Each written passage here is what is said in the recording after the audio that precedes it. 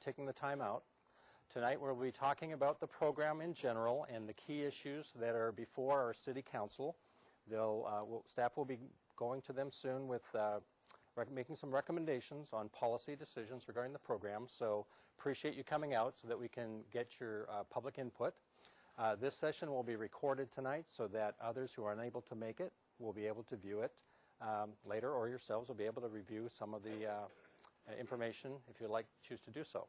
So I'd like to introduce my staff. This is Jim Britch. He's our City Underground Utility Coordinator. He's a consultant and he's an extension of our staff. And I appreciate all the work that Jim's done in getting a lot of good information out to the public. And I also have a staff member, Lisa Arroyo. You may have seen her. She's just stepped out for a minute. She'll be returning. She's a project engineer, and she's my right-hand person that does most of the legwork for this, and I really appreciate her efforts. But again, thank you very much for coming. I'd like to get an indication of where you're from, what area of the towns you're in which district. So how many people are here from the Chapala district? By show of hands, about 6 or so. Okay, 7. Thank you. And how many from the Eucalyptus Hill district? A couple. Good. The reason I ask for those is that with regards to any new policies or new direction that the council gives us on this program, it's not going to pertain to those assessment districts that have been initiated and approved for initiation by council. So there's only been 2, and I'll explain that. So since they have been approved by council for initiation, these new requirements will not pertain to those 2. But anyone else, these new requirements would, who haven't submitted a petition that has been accepted by the city. So let's see. How about the Bel Air Knolls neighborhood? Great. Many people from that. Ontario neighborhood. Several. Good. Who am I missing? The La Cornilla neighborhood. A few. What else we got, Jim? The Arbolado and Rubel Lane neighborhood. Great. Who have I missed? Sorry? Hidden Valley. Thank you. Well, great. Well, again, welcome. I'd like to start my presentation, and I'd like to have you hold questions if you can, please, because you won't be heard on the tape, until after my presentation, and then feel free to line up down the hall here and for speaking, and we'll get to entertain your questions. All right. Thank you. All right. So the purpose of the meeting today is to discuss, primary purpose is to discuss the neighborhood support thresholds. What type of neighborhood support is needed to initiate a petition for acceptance, to initiate an underground utility assessment district? You'll see the UUAD a lot. That's the acronym for Underground Utility Assessment District. And then secondly, what is the threshold that we would use to recommend to council for their consideration to approve UUAD? We're also going to discuss the UUAD process and the issues within the process, and to discuss the UUAD financing issues. So that's the primary purpose. Of course, this is an information sharing session, so there'll be more information as well. So here's an outline of what we will be talking about. First of all, we'll get into the background of the program, and we'll talk about the steps or the process. Now, I distinguish the process from the requirements, and the process includes public meetings, steps along the way that we feel are prudent to do, or the good ideas to do. They aren't requirements, but we would like to do them. Numerous public meetings is an example. It's not a requirement to have a lot of meetings, but it's a good idea to have a lot of meetings. The requirements are set by the regulations. We are bound by our municipal code and by the state regulations, and I'll talk a little bit more about that. And I want to let you know of our initial program experiences and neighborhood issues that that have come up, and the steps that we have taken to address those issues. I know that many people would like to talk about cost-related challenges, so we'll talk about that, or I'll present issues about that. And again, getting back to one of the primary reasons we're here is to talk about the neighborhood levels of support. But I wanted to give you background before we could get into the neighborhood levels of support. And we want to talk about financing and next steps. So with the background, going back to 2006, the city passed a resolution that adopted the Underground Utility Assessment District policy, and it supports undergrounding in neighborhoods when requested by neighborhoods. And one of the caveats there, and I have that as the last bullet, is that the City Council is looking for strong neighborhood support. That's the expectation. So I'll elaborate on that in a little bit. Now, the assessment startup costs would be front-ended by the city, and there has been issues associated with the cost that it takes to start an assessment district, and I'll elaborate on that. Now, our program has an ongoing funding source at present, so that's good news for undergrounding.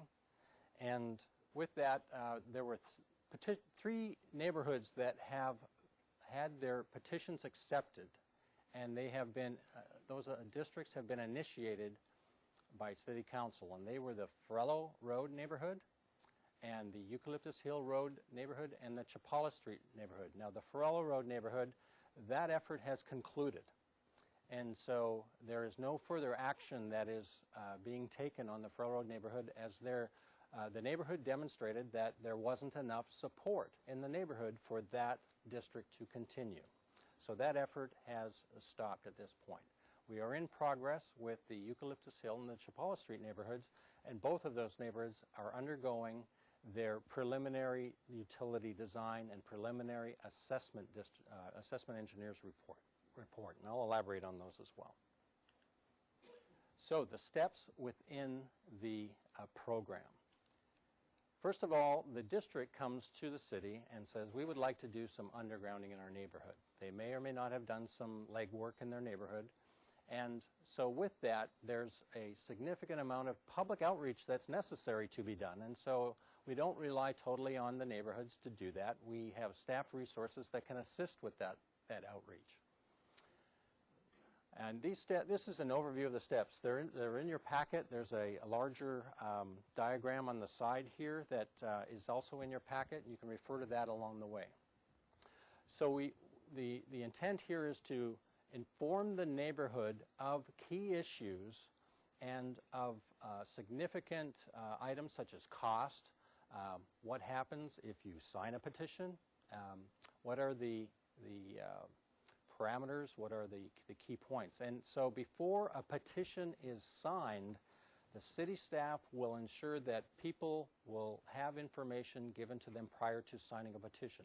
Once a petition's signed, then those wheels get rolling at our city council level, and the first council action is called the preliminary resolution, and that initiates a underground assessment district. Now, the city would hire a consultant or consultants, engage the utility design, the companies for their design, and hire an assessment engineer.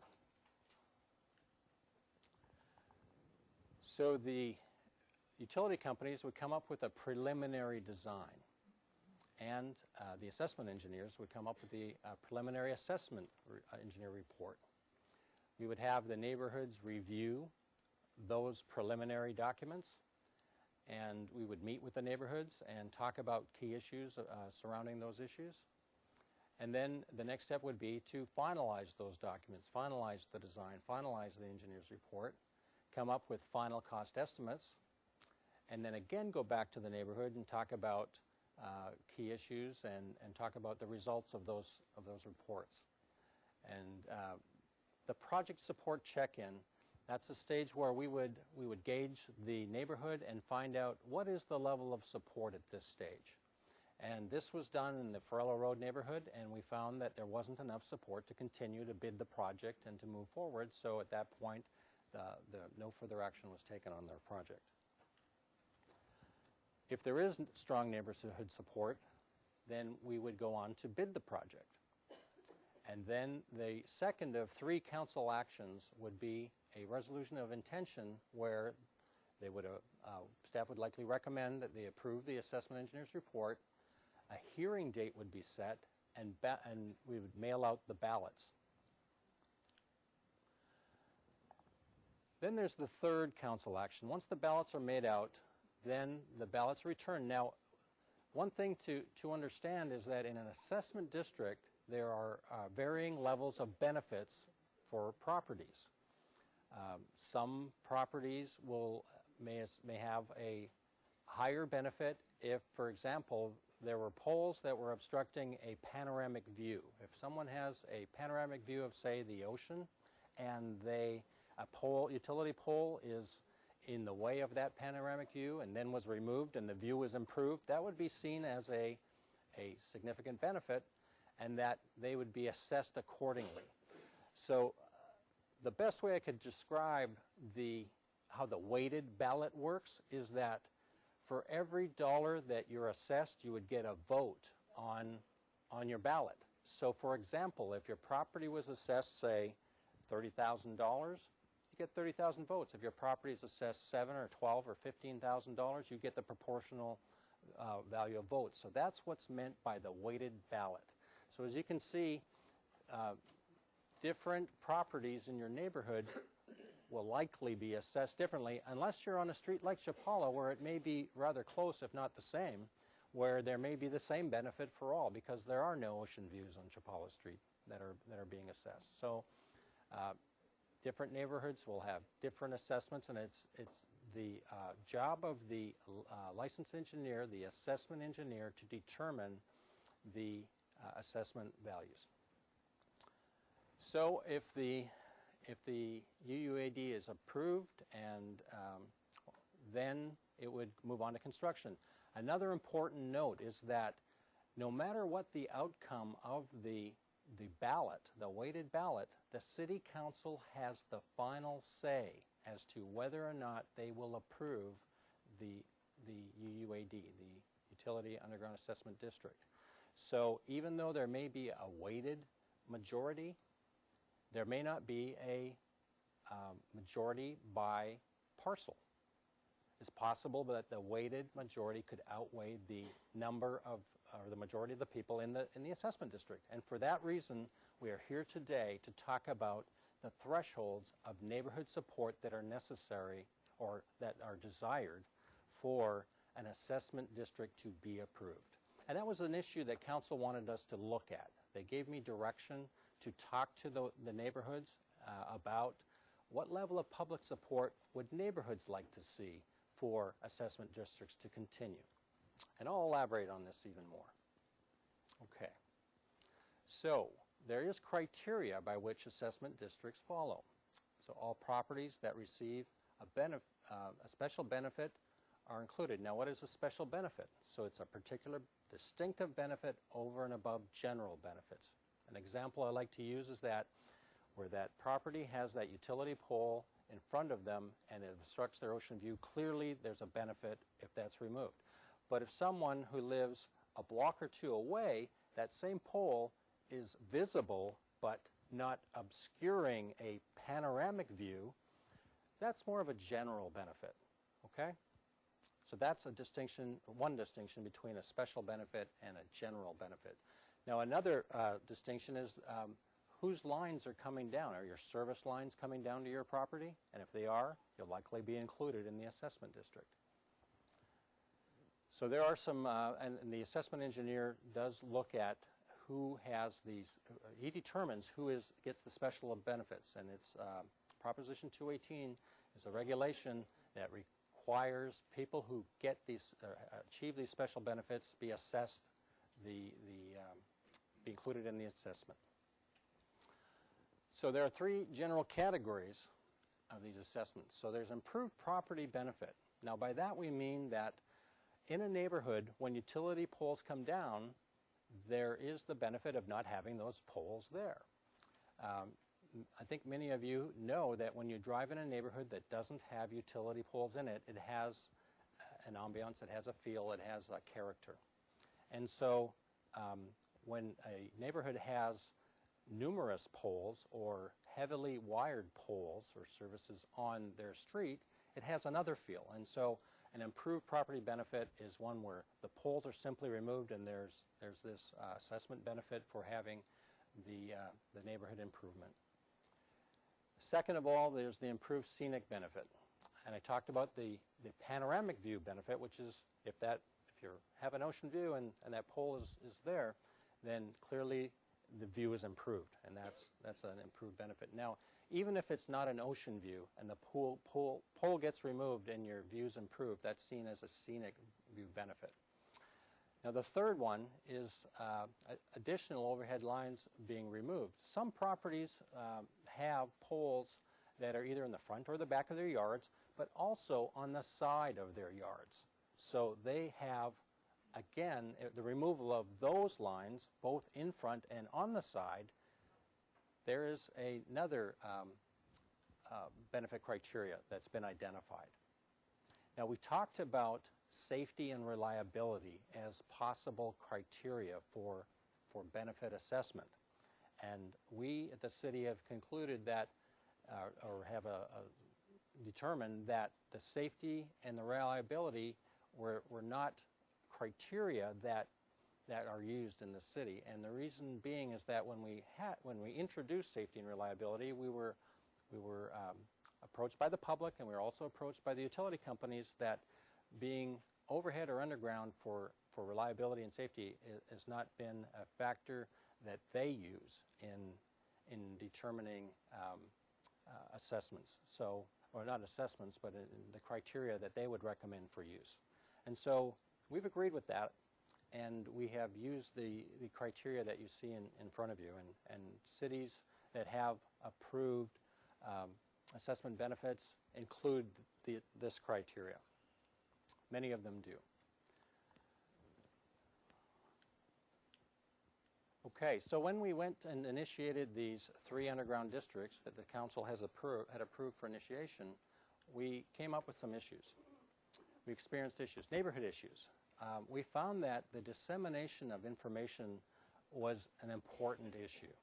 And in the first underground assessment districts, it was information was being distributed by initiators or proponents of the projects, and the information that was put forth to people, there was varying degrees of accuracy. There was maybe their intentions were good, but the people heard what they heard, and so we recognize that as an issue for the program, and we've addressed that.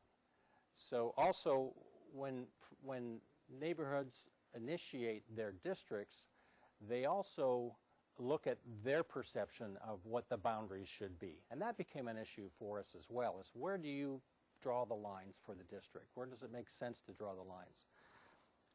And also the costs became an issue. What are the costs? What order of magnitude are the costs? What cost issues are we talking about?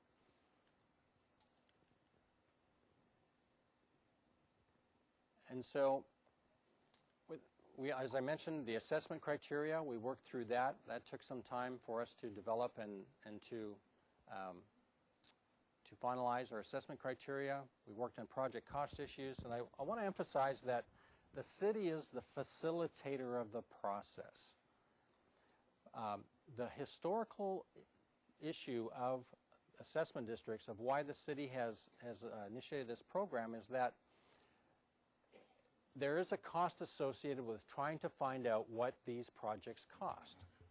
And what is needed is a engineering study, it's a utility design study to find out what order of magnitude your costs are. And so the city stepped up, and in presenting this program, the city has found a mechanism by which the city will front end the cost. So the city front ends the cost for the utility design, for the assessment engineer, for the topographical survey, and the consultant and staff assistance. And the city would only recuperate that cost if a district was formed. And it takes many steps in the process for a district to be formed. So what the city is doing is front-ending that cost, and if the district is formed, those costs get added into the assessment district on top of the construction cost. And so the city is not paying for this program. The property owners are paying for this program. But again, the city is the facilitator. If the district is not formed, as was the case in the Farello Road district, the city absorbs those costs. and the public does not, the district is not paying for those costs. Okay. All right, so the steps taken to address those issues. Now, staff now controls the dissemination of the program information. You've seen many letters with my name on it, or my staff's name on it, or information that's gone around. So we are sending out the information so that the neighborhoods get a baseline of information that is coming from one source. And it's not word of mouth from people within the district. Some of that happens, and we can't control that, but the baseline information, I'm assuring that the neighborhoods get the baseline information. And we've developed our undergrounding packet. This is a lot of information that was assembled when we pulled together information from other cities that have had success in approving their underground districts. And we've also added city-related information to this packet. So many of you may have seen these packets, or they're available online. And this version that you have, that some of you have received today, and there's more copies available, please come up and get them if you like. It tells you the step-by-step process in more detail than I've elaborated on today. It has questions and answers. It has some municipal code information in it. And it's a great resource for those who are interested in spending more time in looking up some project or program information. So it's available on our website. It's in our Public Works Department website at the city website, and you work your way from the home page on the city website to our Public Works Department to our Engineering Division website, and you'll find it there. If you have difficulty with that, if you have difficulty finding it, please call me. And again, my business cards are on the ledge on the next to the screen by the water cooler. And again, this packet was just recently updated, and we'll be making further updates to it. We'll be going to council soon to talk to them, and it's a living document in that if there are good ideas to be incorporated into the document, we add them. And again, that's that process distinction between requirements. Requirements are already set, but it's the process that we're working on and trying to improve on. So more steps taken to address the issues. A pre-petition distribution letter has been implemented, and for those of you interested in forming or working on initiating a neighborhood, we would send out, again, information and ensure that people have that baseline information before anyone signs a petition that would be submitted to City Council. Again, our assessment criteria has been updated, and as I discussed, as I presented, that's the latest assessment criteria. And we're working on payment alternatives, and I'll get into the funding and the payment issues soon. Again, with initial experiences, the boundaries, project boundaries were an issue, and now our updated assessment criteria can help us with boundary issues. So it better identify or correlates between the two. And the staff also works early in the process, before the petition process, with the utility companies, and we check in with them to identify any of their technical or functional issues that they see prior to determining the initial boundaries and before circulating the petitions. So we didn't want people drawing lines in an area and then it just simply can't work because of operational issues with the utility company. So that's another improvement, or another step that we're coordinating early on. We find the more coordination early on, the better the information or the product of the output. We also have cost-related challenges. I'd like to tell you about our funding. Our Underground Utility Fund is funded by a portion of the Southern California Edison franchise fee supplement revenues. So the utility bills that you pay, there'll be a portion of it that goes to the city, and that equates to approximately $380,000 to $390,000 per year for this program. Okay, regarding cost estimates, initially project costs were not, that information was not well distributed or not well understood before signing a petition. We endeavored to do a better job of getting cost-related information to the public prior to a petition signing, so we have order of magnitude costs. And we have spent a lot of time researching with other agencies that have been successful in implementing their programs, and we have that information. The city of Manhattan Beach, cities in the Bay Area have comparable issues compared to Santa Barbara, so we believe that those estimates can be used as guidelines. And we also have our utility companies that provide us with good estimate information because they do this type of work. I'll give you an example of one that was recently completed in the city that didn't go through the city process. Our Farella Road UUAD also provided us with some cost estimating. And our, again, city assessment criteria helps us will help us with the order of magnitude of some assessment issues early in the process. So let's move on to property owner costs.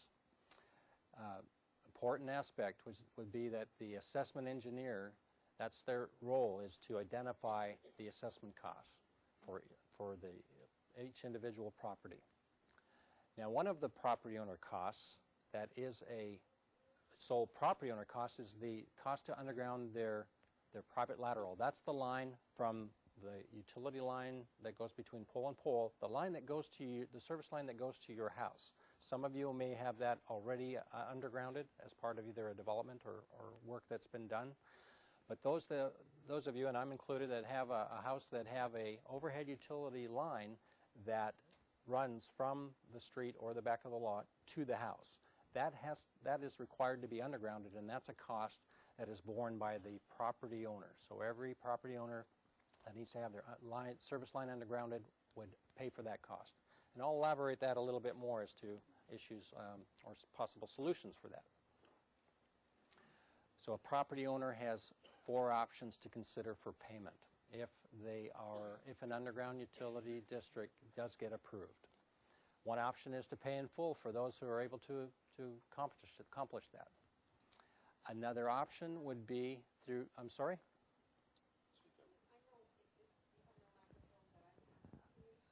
I'll try and speak up. I do have a microphone. It actually is coming over the PA, or is supposed to, but I do have a microphone, and I'll try and speak up.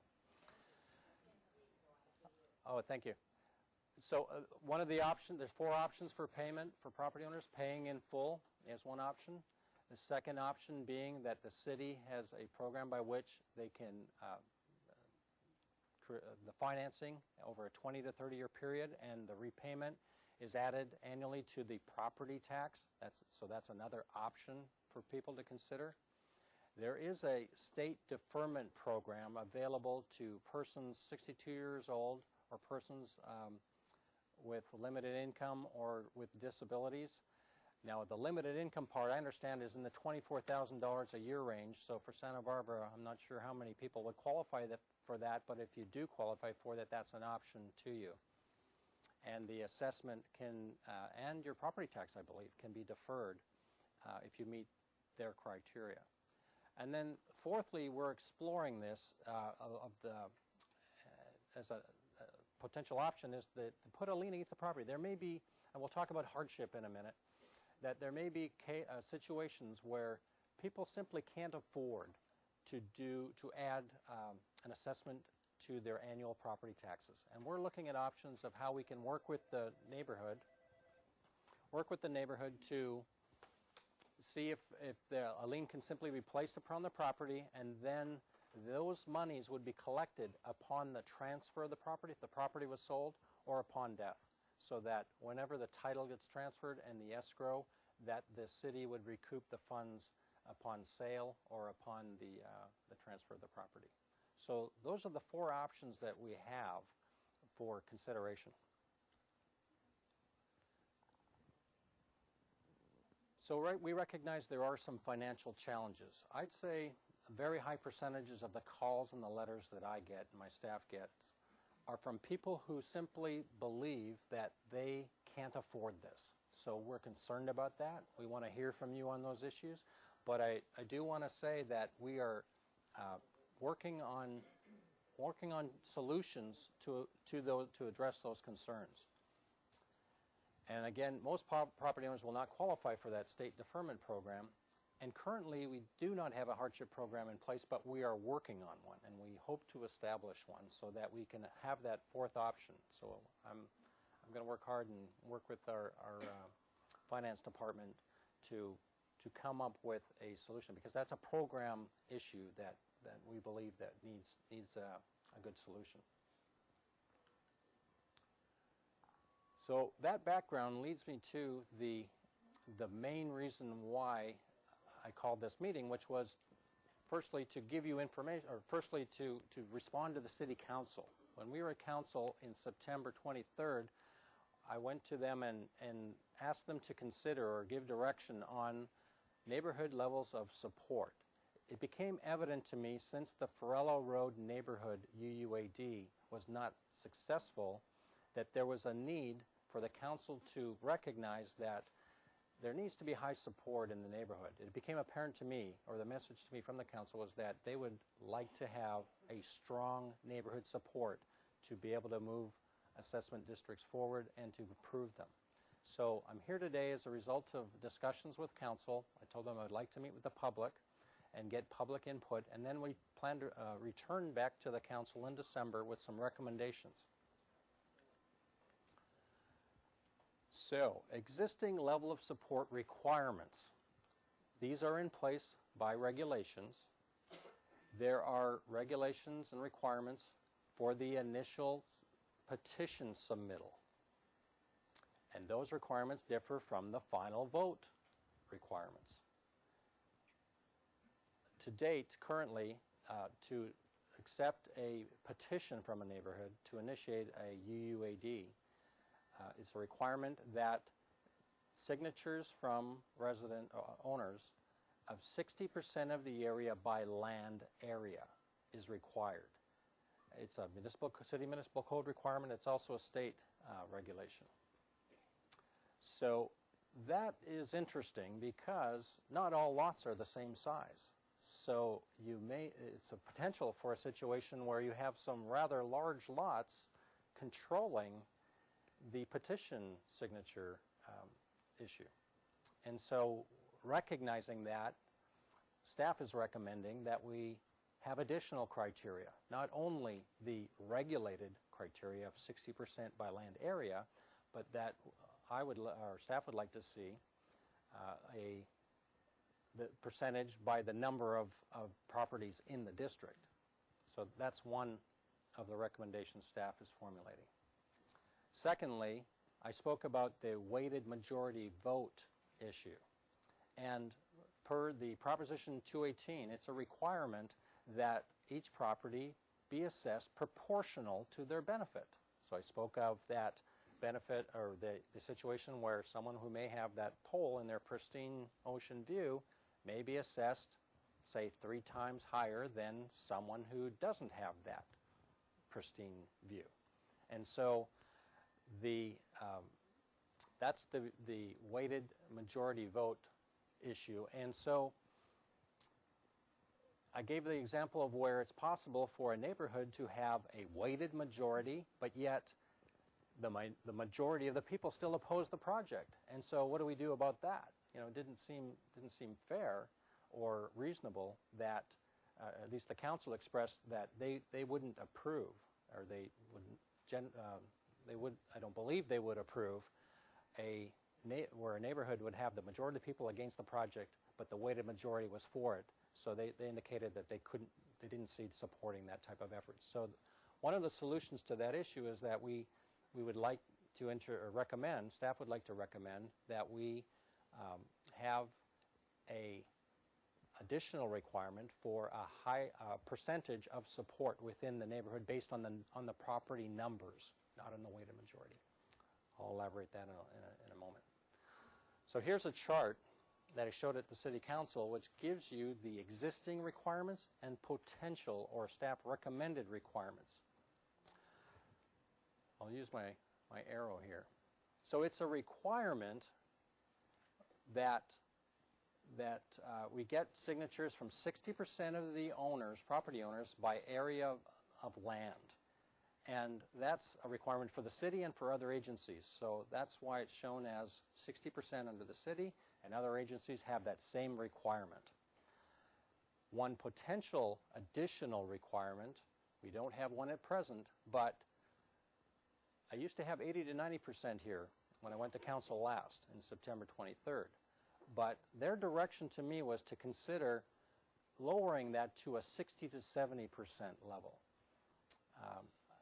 I'm going to paraphrase the mayor saying that it would be difficult to get 90% approval or support of on just about anything. So when I explained to them that other agencies have this this threshold of 60 to 70%, they thought this city should consider those ranges. I was shooting higher. They asked me to consider and talk to the public about this 60 to 70% threshold range. And that is for the acceptance of the petition, for petition acceptance. In addition to the 60% by land area, staff is recommending a 60 to 70% range based on the number of properties in the district. Okay? Secondly, there is a requirement that we have the weighted vote. It's a Proposition 218 requirement, and that's the same for the city and other agencies. Now, the additional potential requirement that staff is recommending is that we have an additional requirement other than the weighted vote, and that be, since council would like to see a strong support of the neighborhood before accepting a district, UU80 district, that staff is looking at a range of 60 to 70% as the minimum support level for a district for council to approve it. Other cities have a range currently, the ones that I've mentioned before, Manhattan Beach and the Bay Area, et cetera, Newport Beach, they have a 50 to 60% threshold support. And again, these are additional requirements that their cities have imposed. And one of the things that go along with this is that if you have, say, 70% support, you have 30% opposition. And 30% opposition on a large district can be a lot of people. And I've expressed that concern to our city council, and they've heard that message, and they've still responded by guiding me on this 60 to 70% range. So that was one of the primary issues that I would like to receive comment on, either today, or if you'd like to fill out your comment form that we've provided, or if you'd like to email me or send in your comments following this meeting. Or for those that may view this tape at a later time, you're welcome to send in that information to staff. Okay, so again, the initial petition, existing requirement, potential petition, this is simply a repeat. Now, there is an additional check-in point that we used for the Farello Road neighborhood that I would recommend that we continue to use for future assessment districts. And that is, before we bid the work, we do a check-in into the neighborhood. Because the reason for that is, at that point, we have final estimated numbers. So we have what I consider a pretty good idea. I feel that my staff does an excellent job in estimating projects. We do it all the time for our city's capital projects, and we have a pretty good track record of estimating civil construction work. And we have an idea of a better order of magnitude number for the people to consider. Now, if at the check-in point there doesn't appear to be the strong support, there could be a recommendation to council, which in the case of the Farello Road district, we made the recommendation that council not take any more action, that the district work cease. And that was the case then. And what we're trying to do is have a check-in so that we don't have the city expend more money to get to what may be perceived as something that's very clear and evident, that there may not be enough support. So I'd like to introduce that check-in spot. And then finally, at the project, once we have, if the project moves forward and the weighted vote is cast, then we do have that, we are recommending that additional we're recommending the additional requirement to have a strong level of support and then be able to take it to council with that strong, what's considered strong neighborhood support. The perception of strong support may vary, but that is the direction that we have today. And again, please remember that the City Council makes the final determination of whether a UUAD is approved or not. I'm trying to develop the tools that will help neighborhoods achieve that if the neighborhoods want to do that. It's clear to me that there will likely be opposition in every neighborhood. And that's fair. Everyone's entitled to their opinion and their say on how regarding costs associated on their property. And that's fair and reasonable. And so please know that the City Council will have the final say. Okay, quickly on financing options and considerations. So we're working on developing a city policy for hardship requests. We'd like it to be fair and reasonable. And it's possible for those who really strongly believe that they have a hardship or that they are concerned, it's possible that they could not have any out-of-pocket expense if they qualify for that hardship provision.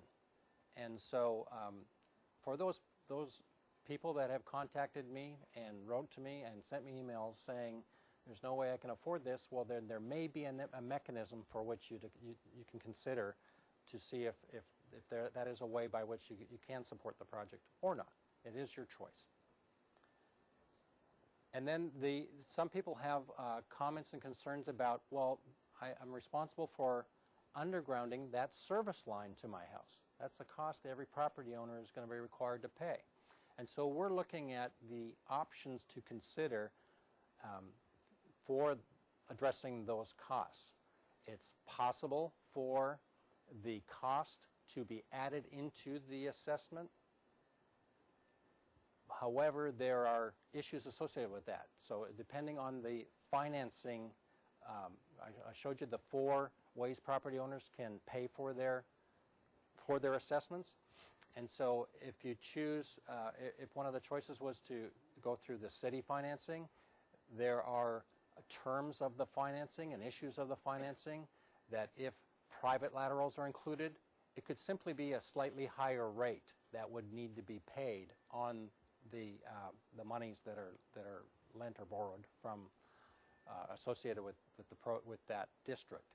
And so it's possible for those private laterals to be included in your assessment, as opposed to out-of-pocket expense, because we recognize that could be the single most largest expense that some people may face, is that lateral cost is an out-of-pocket expense. And so we're addressing that, and it'll be an option for, our goal is to make it an option for property owners to consider adding it to their assessment so they don't have to front-end that money as well. Okay. Another item is we're looking for creative financing. I know at this time in our economy that is a challenge, but working with our finance department, and we're trying to think of every possible way that we can augment our financing for this program. So if you have some creative ideas, I'd be happy to hear them. All right, next steps. After our discussions and meetings and I receive public input, then I will be drafting another council agenda report, and staff will have recommendations for council to consider based on their prior direction and the input that we receive from the public.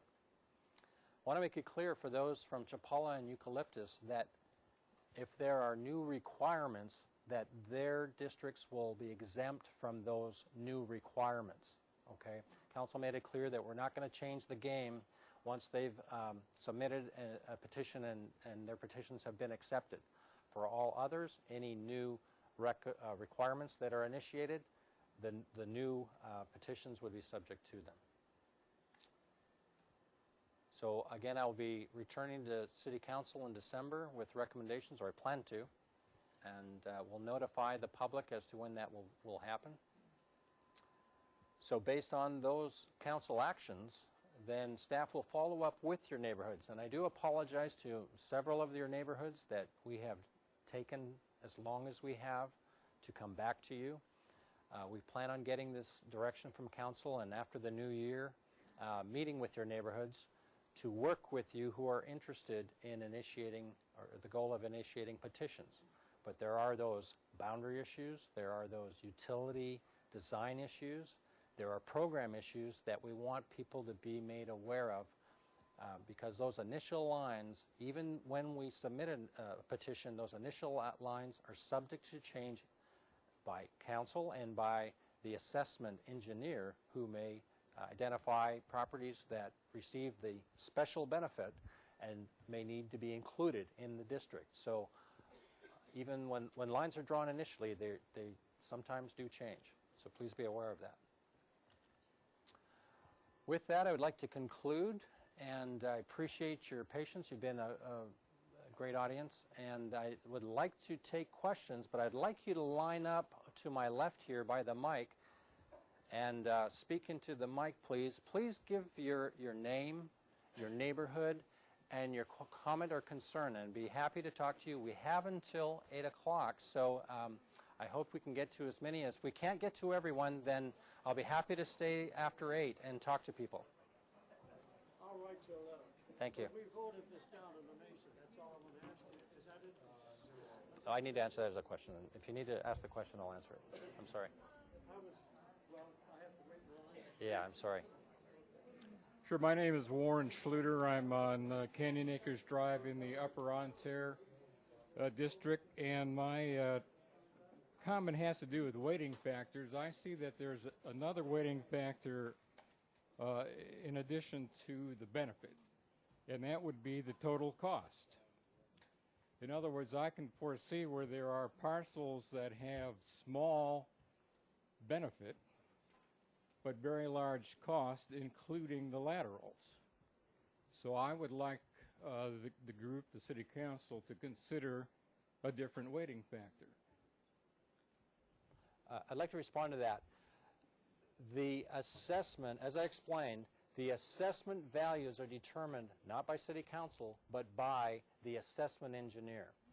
It is their job, and they are required by law to only impose assessments that are proportional to the benefit. Now, this isn't new. Benefit assessment districts for underground utilities is not a new technology. It's been done successfully in many cities and regions in the state. And so the engineers that we hire to do the benefit assessment, they will establish that proportional assessment to benefit ratio. So if I hear you correctly, I'm hearing that there's a perception that those ratios aren't right, but that everyone's entitled to that opinion. However, it's the responsibility and the role of the assessment engineer to give their professional opinion and report that will be submitted for the project. Thank you. But just point out that the benefit might be different than the weighting factor if you were to include the total cost, including the laterals. Thank you, but that's a good point, and let me further address that. When the laterals are included, that is added on top of, I believe, Jim, on top of the assessment that the assessment engineer would impose. So, for example, I gave that example of 30,000 and 10,000. If there was a scenic a property that a pole came down and they were assessed a $30,000 assessment, and another one at $10,000. Well, if the $30,000 assessment had a line, say you needed $5,000 to underground, they would be assessed $30,000 for the project and an additional $5,000 for the line. So I think I'm getting to your question, which is the laterals do not get added into the total project cost. It's treated separately and assessed separately on top of the project assessment. Does that explain it? Yes. Thank you.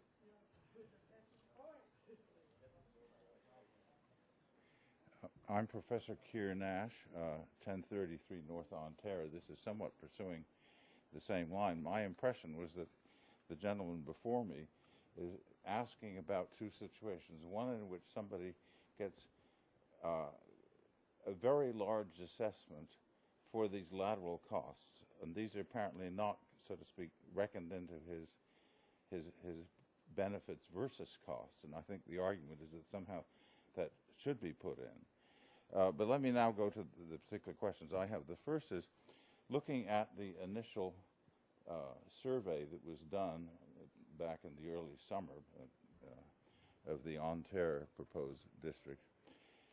The way in which the lines were originally drawn is very important, because I can quickly, by changing the lines, produce a thumping majority for whatever you want to do by constricting it to Piedmont and Claremont, which is where the real problem is.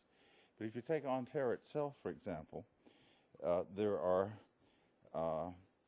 6 in favor, 1 yellow undecided, 11 blue opposing, and 18 not replying. So my question is, there's a flat 50% that didn't reply to this.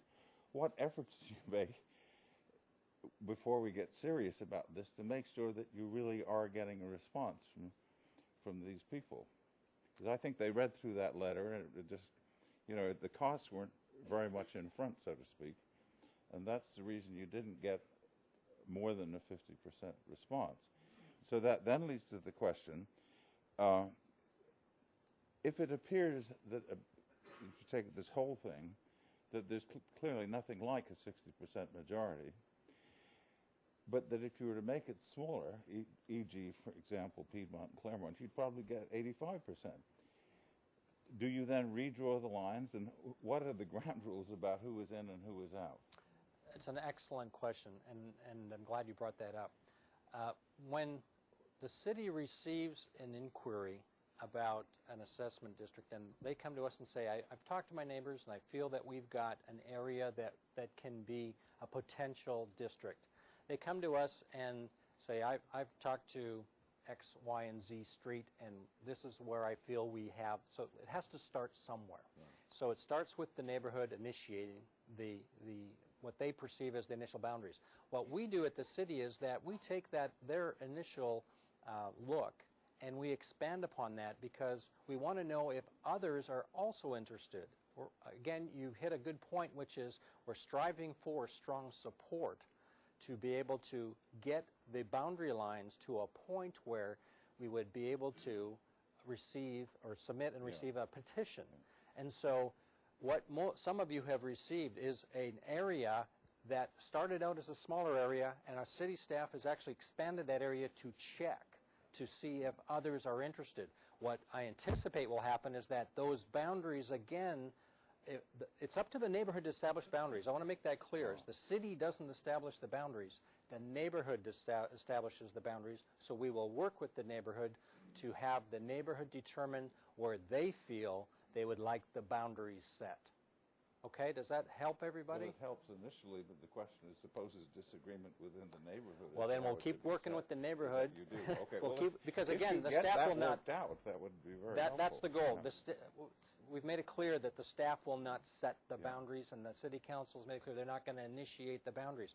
The city council could adjust the boundaries in the final product based on individual circumstance, but that's their prerogative, and they are allowed to do that per the regulations.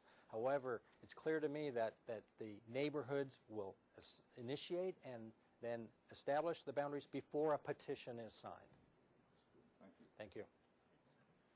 My name is Michael Ring. I'm in the Eucalyptus Hill District, and I want to make more of a comment than a question.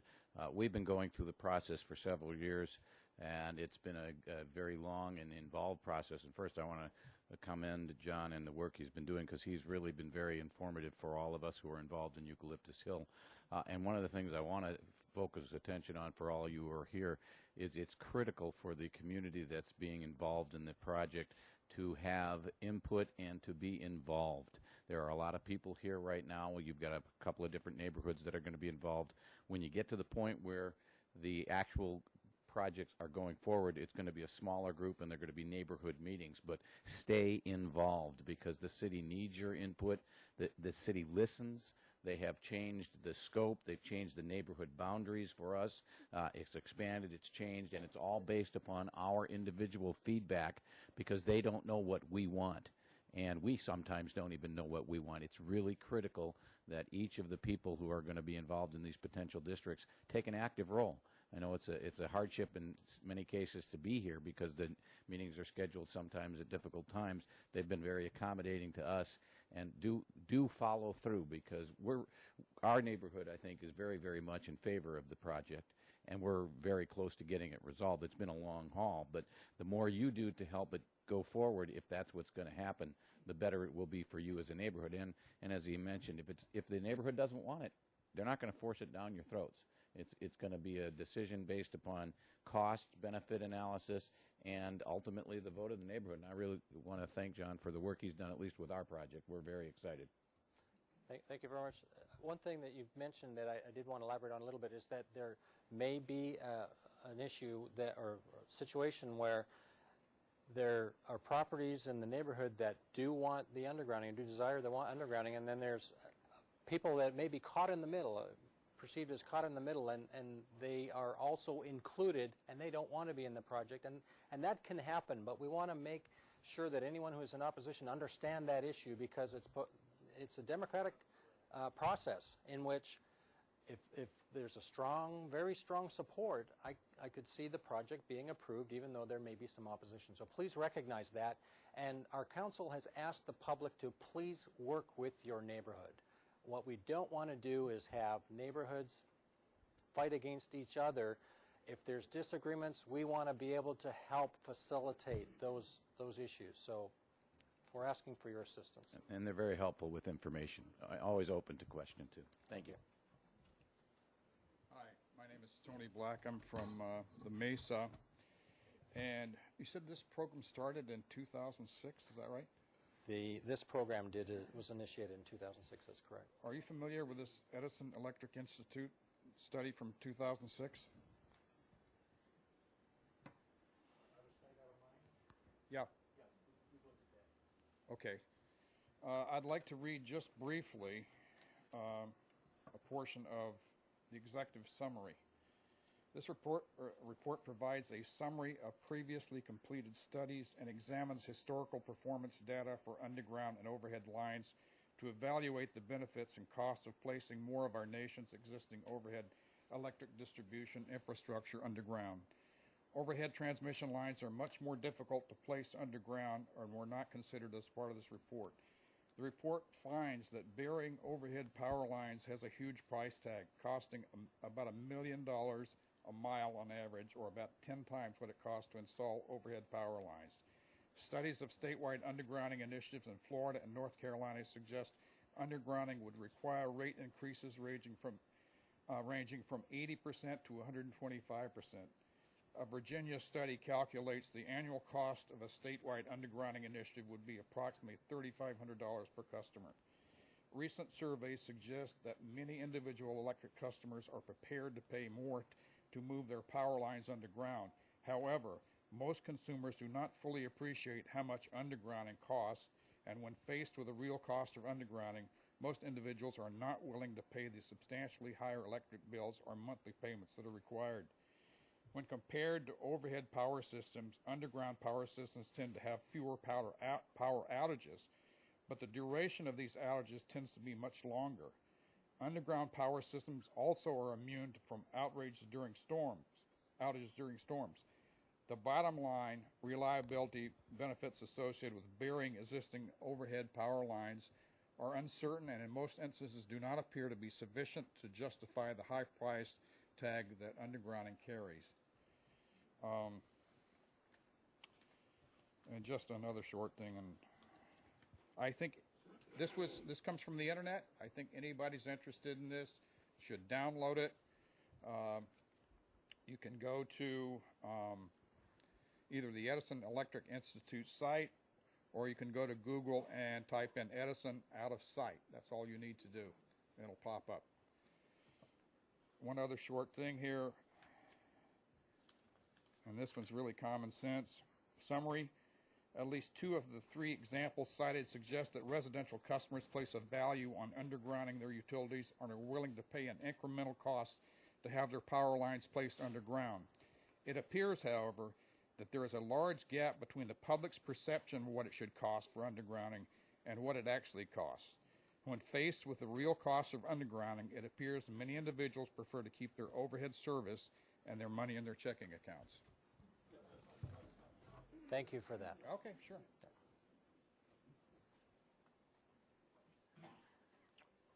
My name is Dave Siebold. I'm in the Ontario Hills area. I want to raise two questions and make an observation first. I speak in support of actually having the UADD considered in our area, although I recognize that I have neighbors on the same block who don't. I happen to have benefited from having buried those lines and actually having paid for having that done before I purchased the house, and so of course I'm still paying for that now in my mortgage. On the other hand, I've profited from 7 years of good views, better views, I would say. But my neighbors don't necessarily agree, so I'm sure we'll have to work that out.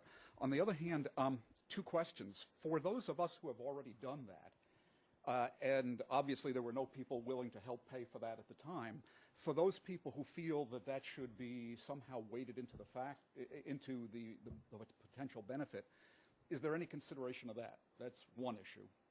And the second issue, and again, I don't necessarily feel that way. I've benefited from it, but I want to raise that concern from my neighbors. Secondly, I guess in speaking with your staff, who have been very helpful, I've also understood that it's possible to proceed if there is agreement about 600 linear feet. How does that relate to the second speaker's concern about a neighborhood? Do neighborhoods and districts absolutely get redefined down to the point where it might be enough neighbors who are within 600 linear feet of line that they can actually agree to go forward? Thank you for that. Let me tackle the first question. Getting back to that, if your service is already undergrounded, you simply will not have to pay for that expense a second time. If you've paid for it once, you've paid for it once. And so that doesn't factor into any additional cost for anyone. So let me use simple numbers. So let's say we have a $100,000 district and we've got 10 properties and everyone's paying the same assessment for the project, and it's $10,000 per property.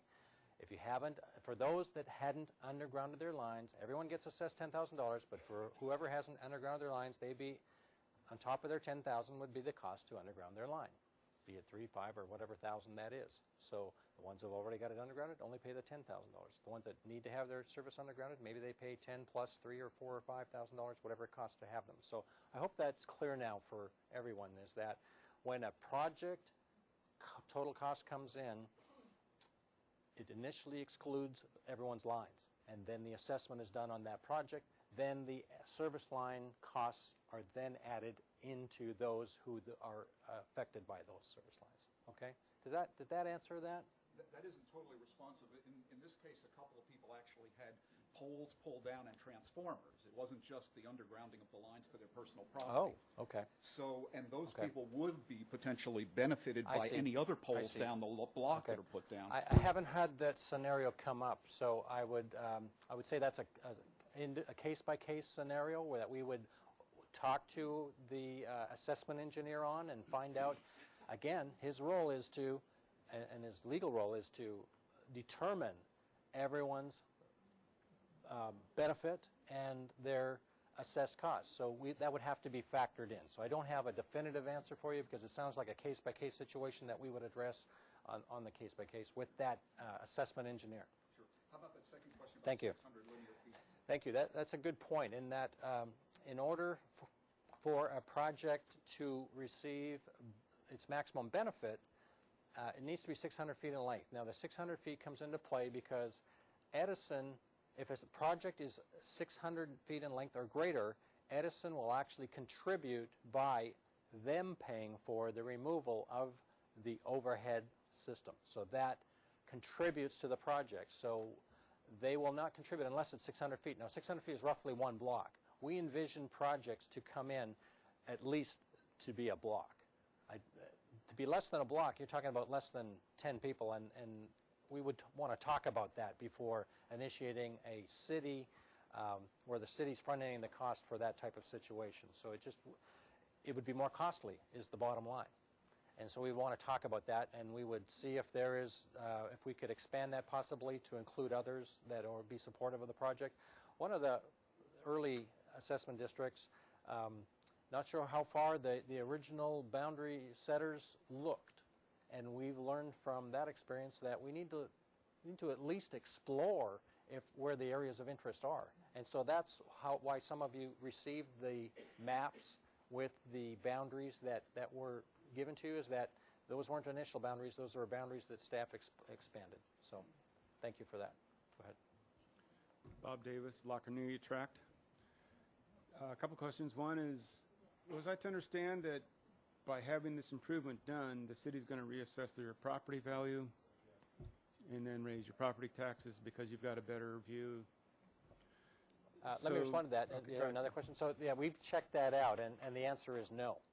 The county will not be, if undergrounding occurs, the county does not come out and then assess the property for tax purposes. We've been told that won't happen. Now, it's the county's deal. If they didn't tell us the truth, then don't come back to me. But we did explore that. That question was been asked, and we did explore that. And please come back to me if they do tell you that, because we would want to return back to the county and understand what's going on. But we asked that definitively. Their answer was no, they don't do that. The other question I had was, to pass a new tax, it takes 2/3 of the vote. This is essentially almost like a tax, so shouldn't it be 2/3 of the district to agree upon that? That's what I'm here today to find out from the public. You saw the figures, 60 to 70% that were on the screen. That was the direction the City Council gave to me to ask the public about. And 2/3 may be very reasonable to some.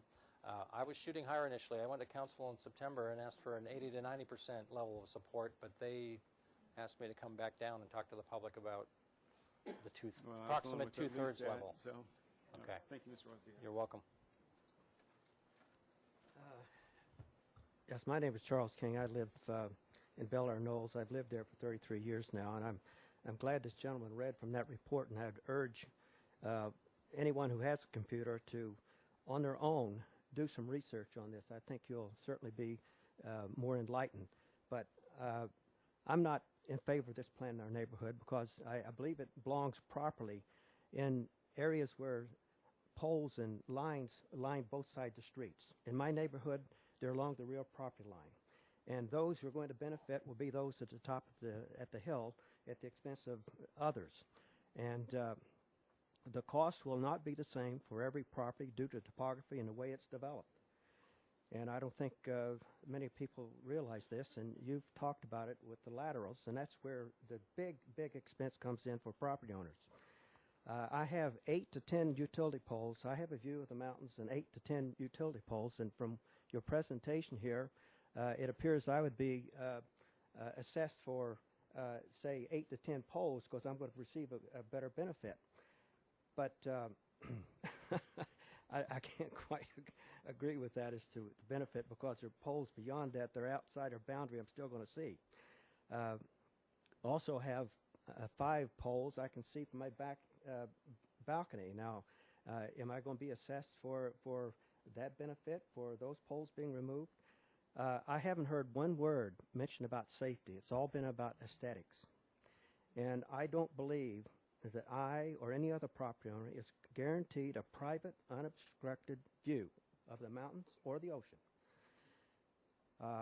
There are other safety issues in my neighborhood I'm more concerned about than the underground, these utilities. I fear that I can be struck and decapitated by the palm fronds falling off the palm trees before the utility lines are going to come down. And also, we need speed bumps in our neighborhood, especially on my street, and sidewalks that are heaving up. It's unsafe for people to walk in the neighborhood. So there are a lot of other safety issues that I think are more important than dwelling on the aesthetics and putting these underground. And I have done extensive research, like this other gentleman, and to me, this is a, quote, a pig in a poke, and I'm not willing to commit to take out another loan or commit my neighbors so a few might benefit. Underground utilities do not guarantee improved service or that problems will be located and repaired more quickly, and for sure, if it's isolated to your property, that's an additional cost, which, I mean, if you read these reports that this other gentleman referred to, then you'll find this out. But the 60% factor, I would recommend the council members do a little individual research as well before they reach any decisions. Thank you very much. Thank you.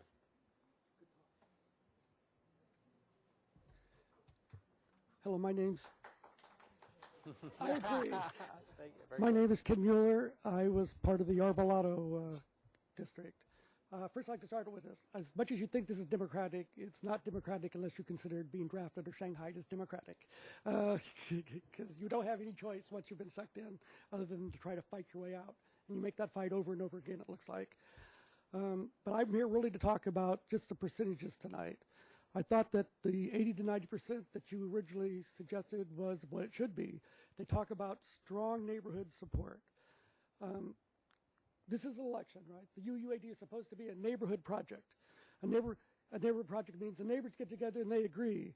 Election, you get 65%, you had a landslide.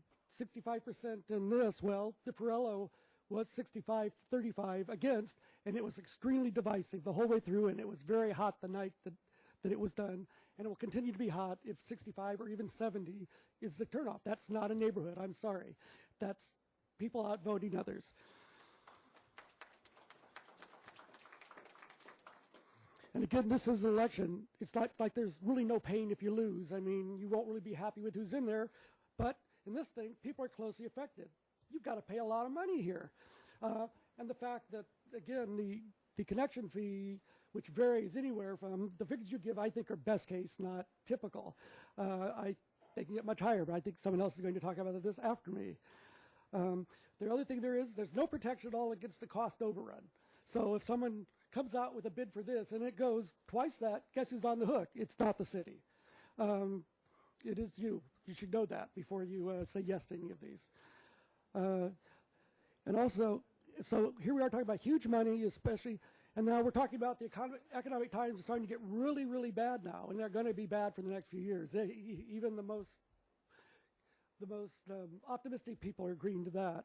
I think it's very unfair and cruel to impose this kind of burden on people who don't want it or can't afford it. But even if they can, it shouldn't be imposed on them. I'm sorry. Let's talk about the whole UUAD idea. Underground utilities is not an essential need. It's beautification or improving one's view. Strictly that. You've even agreed to that by now. Safety's not a part. And that was the only kind of argument I'd heard before. We have real problems. The last guy pointed out. Why aren't we spending money on real problems instead of doing this? Why does the city really want this done so badly? Because it's just not critical. This is not a fire district or something else where it really matters, where it is really important. It's just beautification. Now, it's nice. It's not crucial. The other thing is a higher acceptance percentage will end the gerrymandering that's been going on in the attempt to get so-and-so in because they'll want it and leave so-and-so off. Now, if they can do it, it's happened twice in our district before it was finally killed. If you make it up high enough, you just can't gerrymander it. You really get the neighborhood people. If the neighborhood wants it, the neighborhood will do it. If you can't do it, if you can't get 80% of the neighborhood doesn't want it. Some people do. And I agree, joining by property size is not fair, so I don't have to go into that since you're covering that. I will say if the city adopts a low percentage needed to pass, and 67% I think is low, they risk having many lawsuits over this. And this will cost the city money, whether city wins or not in these, because there will be a lot. And if they lose, there'll be more. Finishing, I read the Riviera Association newsletter. The Riviera Association is hot to make the Riviera prettier, and they are openly trying to get underground districts going through. But mostly they say some other municipalities have established a neighborhood level support policy stricter than minimum. Here the council's talked about, members felt that your original 89% was too high and the process would be doomed for the start. Well, I've got a news. These other municipalities, anybody who has 89% has an understanding of what a neighborhood really is. And if the neighborhood can't get a large majority, it should be doomed. That's why it's a neighborhood project. So, Thank you. I'd like to add a comment. Thank you. I'd like to add a comment regarding the bids and the overrun issue. There will be no vote until the bids are in and determined. And so I just wanted to make sure people understand the process. I went over it in the slides that you don't have the voided vote until you know what your costs will be. If the bid is what the bid is. You know, we do an estimate and then we do a check-in with the people to see if we want to move forward. Now, once we receive the bid, then you're mailed out the ballots. Once you know what your cost is, that the actual cost that won't change. Once you know that cost, then you vote. Okay? Thank you. Okay.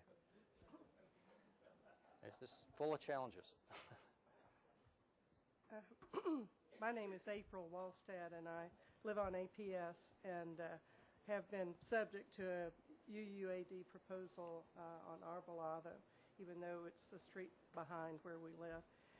And I want to talk about the threshold, because that's been a real issue for the last 2 years. We've had 2 years where we've come back and talked individually to city council members, to John Wosiak, to Jim Britch, to our compatriots, to a lawyer. We've spent a lot of time and effort that could have been used doing other things. And we felt like there should be a higher consensus, that there ought to be a fairer way, that the district couldn't be so easily gerrymandered by neighbors up the hill who had big properties who wanted to pull us in to share their costs.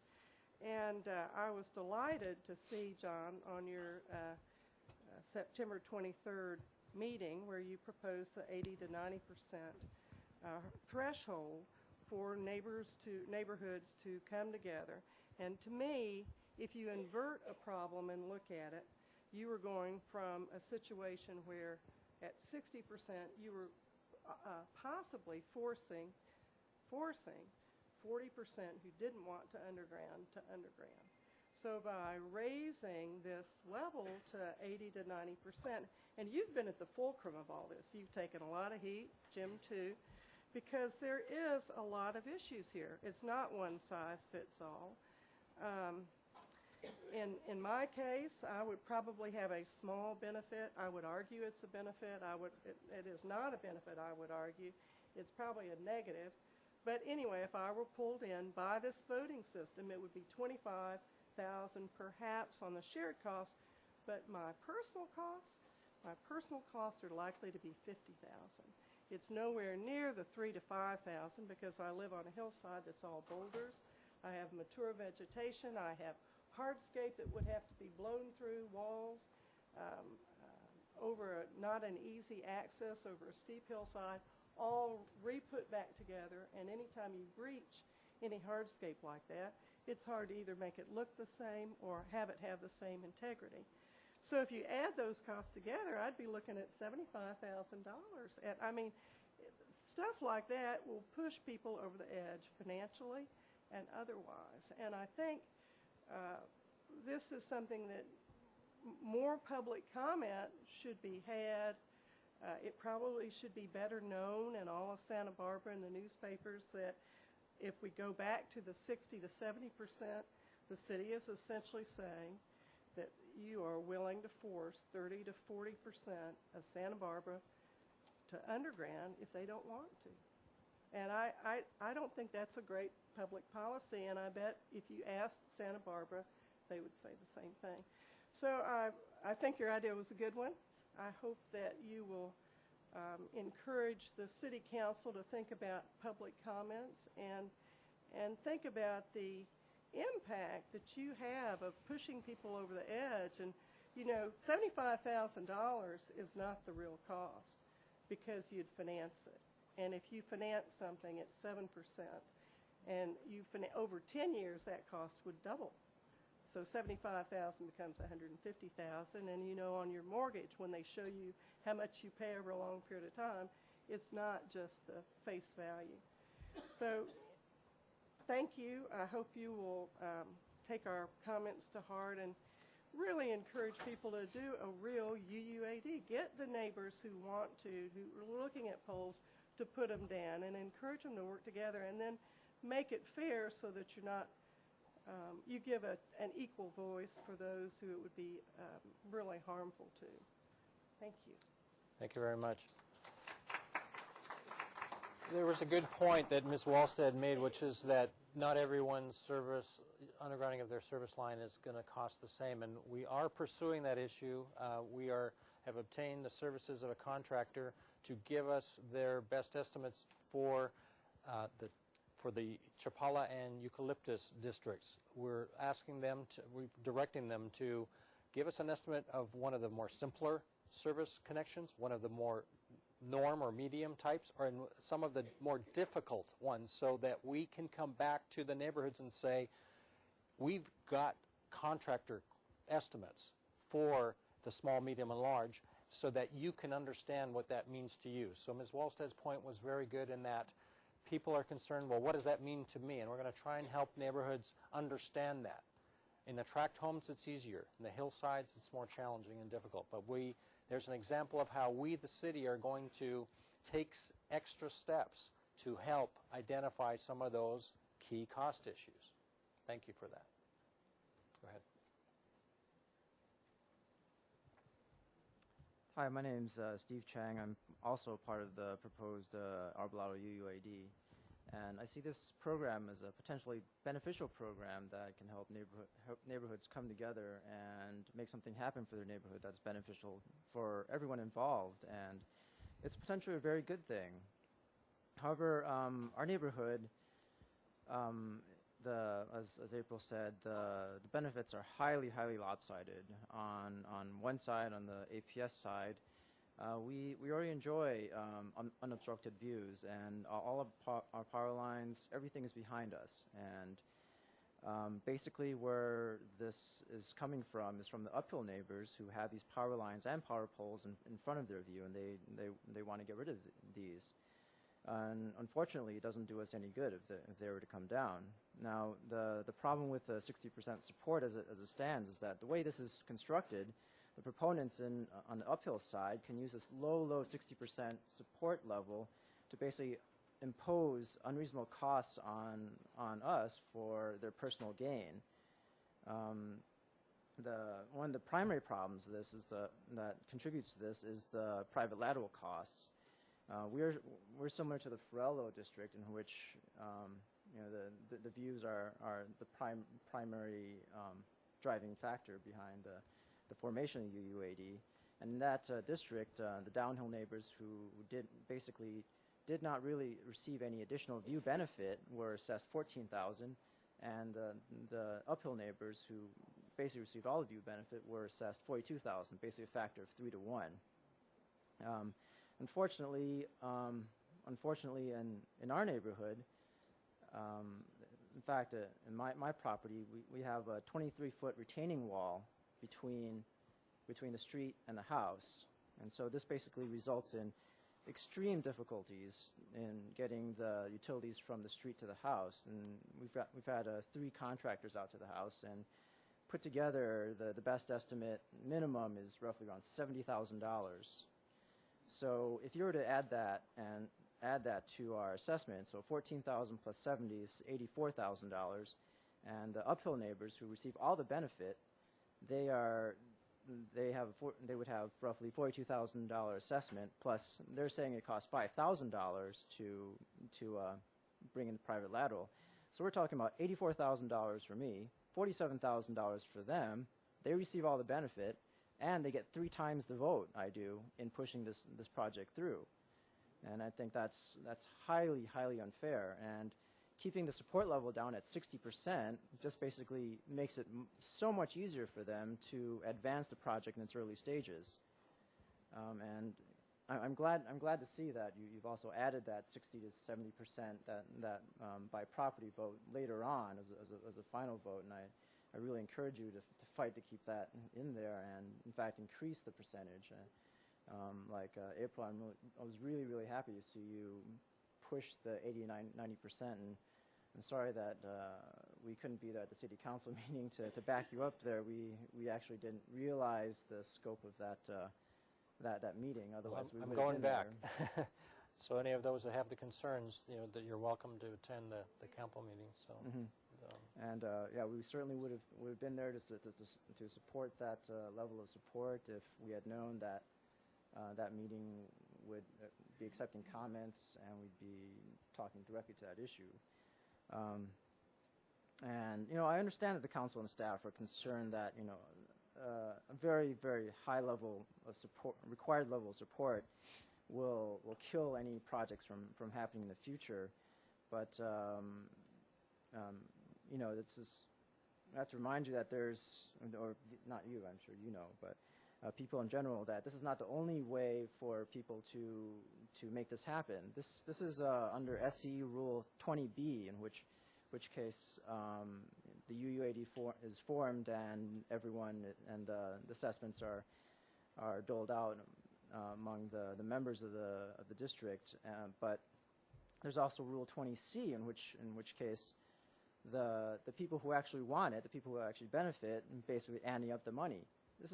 There is this path available to them that allows them to do what they want to without imposing these kinds of costs on their neighbors. And I believe it's the purely neighborly thing to do. And in addition, we have to remember most of these projects, in fact, all of these UAD projects are basically purely aesthetic. So if they are purely aesthetic, it's not unreasonable to require a very high level of support, the 80 or 90% that you were talking about. I thought maybe something that could be done is that for particular areas where you do have these large discrepancies in benefits, that you have maybe different level of support required for different areas. Say in the Chapala, the Cliff Drive area, where it's very uniform, could have a lower level of support required, because even if the people who oppose it don't want to be in it, they generally receive the same level of benefit as everyone else who actually wants it. Whereas in our district, in this case, this is ridiculous. We're potentially paying twice as much, receiving no benefit, and have a third of the vote. And I would hope that City Council, if presented with this situation, would not allow such a district to form. But still, at this point, they would have wasted valuable city money on projects with very marginal benefits. Another idea I had was possibly if a district was formed and it was found that the maximum, the minimum ratios of benefits was, say, higher to some threshold like 2 to 1, that would also automatically kick up the required threshold by which it would need to pass, because clearly those kinds of districts are very different from uniform benefit districts. And once again, I was encouraged by your suggestion to council that the 80 to 90% was reasonable, and I urge you to continue pushing that. Thank you. Thank you. Mr. Chang reminded me that I was going to tell you about a neighborhood. I mentioned in my presentation that there is a neighborhood that didn't follow the city process. I forgot to tell you about that. So I'd just like to take 1 minute. The Mission Ridge Road, on Mission Ridge Road, there were 7 properties that were were involved in a project themselves when in 2006 we initiated our city's underground assessment district program. And they came to us and said, can we get in now? But we've already got our contractor. And really we couldn't allow them in because they didn't follow our required process. So they went ahead and they shared with me what it cost them and the issues that they had. And I think it's worthy of talking about or just letting you know of. There were 7 properties in the project. Their project was $300,000. And they actually worked with their neighborhoods, and 3 of the properties actually ended up not contributing because the other 4 paid the bill. So that's what some people did on their own. And so their self-assessment, or their costs ranged from $15,000 to $80,000, and that's what they did. I just wanted to share that the city's program is not the only way to achieve undergrounding.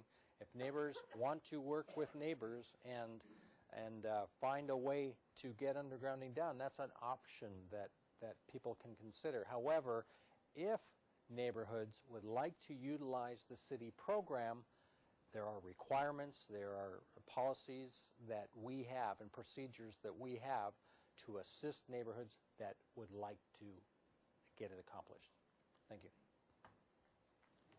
Hi, my name is Bob Faulkner. I'm in the Bel Air Knolls area. Do you mind speaking up? I'm sorry. Put this down. Thank you. Okay. I guess my comments are pretty silly. Everybody pretty much has said what I was going to say. We moved into our parents' house many years ago for many reasons. One of them economic. I know other people in our neighborhood. I know other people in our neighborhood too have moved in with their parents' homes. I don't know why, but it might be partially economic. We don't have money to afford any of this. It might be nice. All of the power lines go behind our houses and between the two. So it doesn't seem to be much of an issue for us. We're down below. I don't know about the guys up on top. I've been up on top. I don't see the power lines when I look out, but maybe that's just me. And I see in the packet here, this is my question, is one of them, is the packet says that you have hardship cases for people 62 and over and are in limited income, but what about people who are under 62 and limited income? Okay. That was one.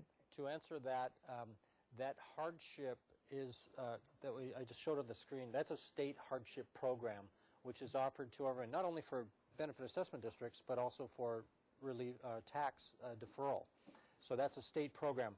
What we, the city, are trying to compile is a hardship provision in our program, and we're working on that because we recognize that some people have they believe that they have a hardship if they were required to be in a assessment district and they felt that they couldn't afford it, then we would work with them on a case-by-case basis to see what the city can do.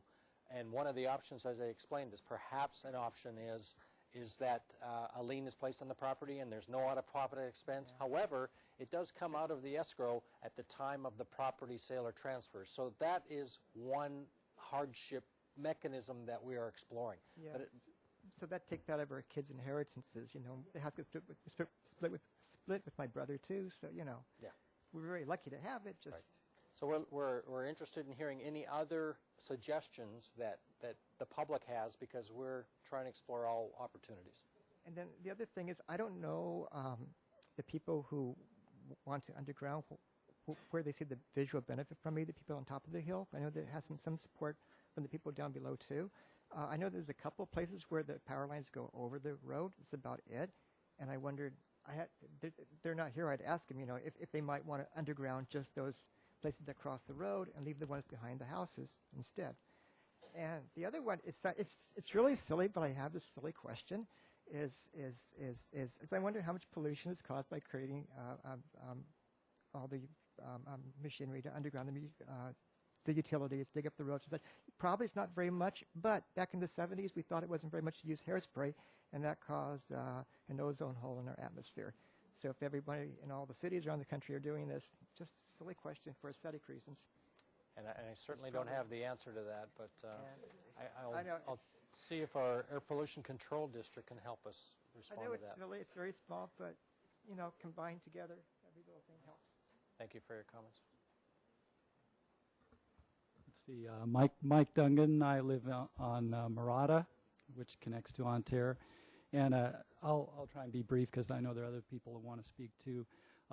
Thanks to John and the city for putting all the information together, presenting it clearly, laying out the case, and having this open process. I think, it's so important that you're doing this.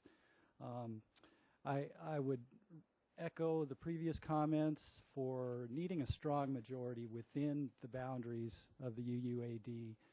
60 to 70% isn't high enough. 80 to 90% is getting there. In the case of where I live, and I think for that neighborhood in general, the costs and benefits are highly variable. They're so specific to each individual property. There may be maybe a couple streets that are where houses are similar and views are similar and whatnot, but heading up the road on Murata, I can see it's a different question for each property owner. And in my case, there's absolutely no benefit to doing this, and so I would object to paying even a tiny fraction of the numbers that I'm hearing, because luckily enough, we just don't have any issues at all with the overhead connection. And I would like to see more discussion in our neighborhood about the boundaries of the UUAD and how those are drawn and who's included. And I think if you support that requirement for a high percentage of approval, that'll automatically force boundary adjustments so that the people that really want it done will tighten up the boundaries of the district and everybody will be on the same page. Thanks again. Thank you. I'm Roseanne Boardman, and I'm from Bel Air Knolls, and I'm glad to hear some of the previous speakers beginning to put a dollar amount on this, which has been one of my frustrations with almost all the public presentations, is that people are dancing around this. And I don't know about you, but that always makes me suspicious when that happens. You're like, why aren't you just telling me it? Although I know it's variable. We actually had, 18 years ago, and then about 8 years ago, we had Southern California Edison do this assessment, and we paid out of pocket to get them to do it. And the last one, about 8 years ago, we had a figure of around $25,000 just to run it down the street, plus the lateral. So construction costs have skyrocketed in the last 8 years. So we just kind of figure that in. And so the ballpark figures that I'm hearing start at about $25,000 and go way up. And for me and almost most of the people I know, the devil's always in the details. It would be very nice. I happen to live on a hill with an ocean view with 2 poles. But unless it's cheap enough, I have a child in college too. So unless it's cheap enough, I put pine trees in front of my poles, and it looks like another pine tree. So that the devil is in the details. And there's ways that you can deal with this. Yes, I would love this, but I want my daughter to go to a good college more than I want a view, slightly improved. The second thing I'd like is I would like a clarification, because we have people in our neighborhood who have done remodeling, and as part of that, we're required to underground. But their undergrounding, for example, my neighbor fed off of my pole in the backyard. She paid about $10,000 for that, which was maybe what she would pay for a lateral. If new undergrounding came through, she would not feed off that pole any longer. She would feed off the one that goes down the middle of the street. So when you say it's no cost to people who have already done this, I find that a little confusing. I mean, that's very nice. You're basically giving them free the lateral off the center of the street, which I don't think you can do. Can you clarify that? That's a good point. I'm going to have to get my expert, Mr. Bridge, in to help me with that. Sure. What would happen is exactly what you described. If the service now went down the street and the poles in your backyard were removed, she's currently underground, as you've told me, to where that pole had originally fed her overhead. So what she would need to do would indeed install a lateral that would go roughly from where the meter panel is and turn that and go then towards the street. So in that particular case, with the pole at the back of her property, yes, she would incur an additional cost, even though she is currently undergrounded. Would she also incur a cost for bringing it down the street, her percentage of that cost? Yes, she would, because she is benefiting, or she would be perceived to benefit by the assessment engineer from the removal of the lines and the poles that currently span the back of her property. Okay, well, this is true for all of the people I've talked to in the neighborhood, and I'm the neighborhood representative to Allied Neighborhoods Association. So they all have that same situation. So it sounds to me what you're saying is they spent that $10,000 to $15,000 before, and they throw it out, they start from go, and there's pretty much the same as if they were doing it anew. And that's what I wanted to clarify, That's because correct. they are concerned about that as well. Yep. So, okay, thank you. You're welcome. Hi, I'm Stephanie Moret at 25 Rubio. I followed the Farello hearings because I knew Rubio was interested in this, and there was a couple of items at the time that I brought to the council's attention, just of steps that they could use to modify the process. And I was a little surprised when a pro person who had approached Jim earlier wrote this very passionate letter to me, and then I was like, ooh, I don't even know this person. I felt that in this case it made me uncomfortable, and I also was very uncomfortable watching some of the acrimony that occurred on Farello, including after the final hearing, that people were actually getting up with raised voices, and I was really uncomfortable with that. And I understand now that somebody has their house up for sale because of this acrimony in a neighborhood that previously seemed to get along really well. So that's too bad, and I don't want to see this happen in our neighborhood. I'm very heartened that there are cases where neighborhoods are finding other solutions, maybe. I certainly would hate to see my 88 and 91-year-old neighbors who don't want this go through all the stress that even this meeting announcement has been causing. Observations that I had from Farello that I'm a little uncomfortable with. The first, which I mentioned earlier at a council meeting, was gerrymandering. I know that a neighbor observed to me that because of a vote that, in fact, a petition that didn't go through, they saw the no votes and they cut those ends of the neighborhood off. Well, I'm sort of sandwiched between those, so that means now that there's more favor to no ratio. So to me, in my mind, that is gerrymandering. And I notice here you say the neighborhood decides these districts. They're doing this with that feedback. And I feel that when we say the neighborhood, there should be a more transparent process that includes both the people who are for this and the people who are against, so that when we do make these districts, they're not quite so favorable to one choice. The other thing I had a concern with was the term assessment engineer. I noticed on Farello that they had some very broad terms like 1 times, 2 times, 3 times the fee based on, I don't remember exactly, but was it 45, 90, or 180 degree views?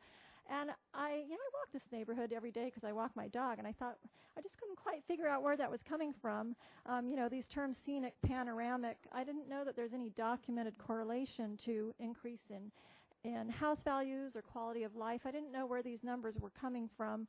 I know that engineers, registered engineers, are only allowed to do things that they're qualified for, and I never heard the term assessment engineer, and I've taken a lot of engineering classes and don't remember ever having that type of real estate thing come up.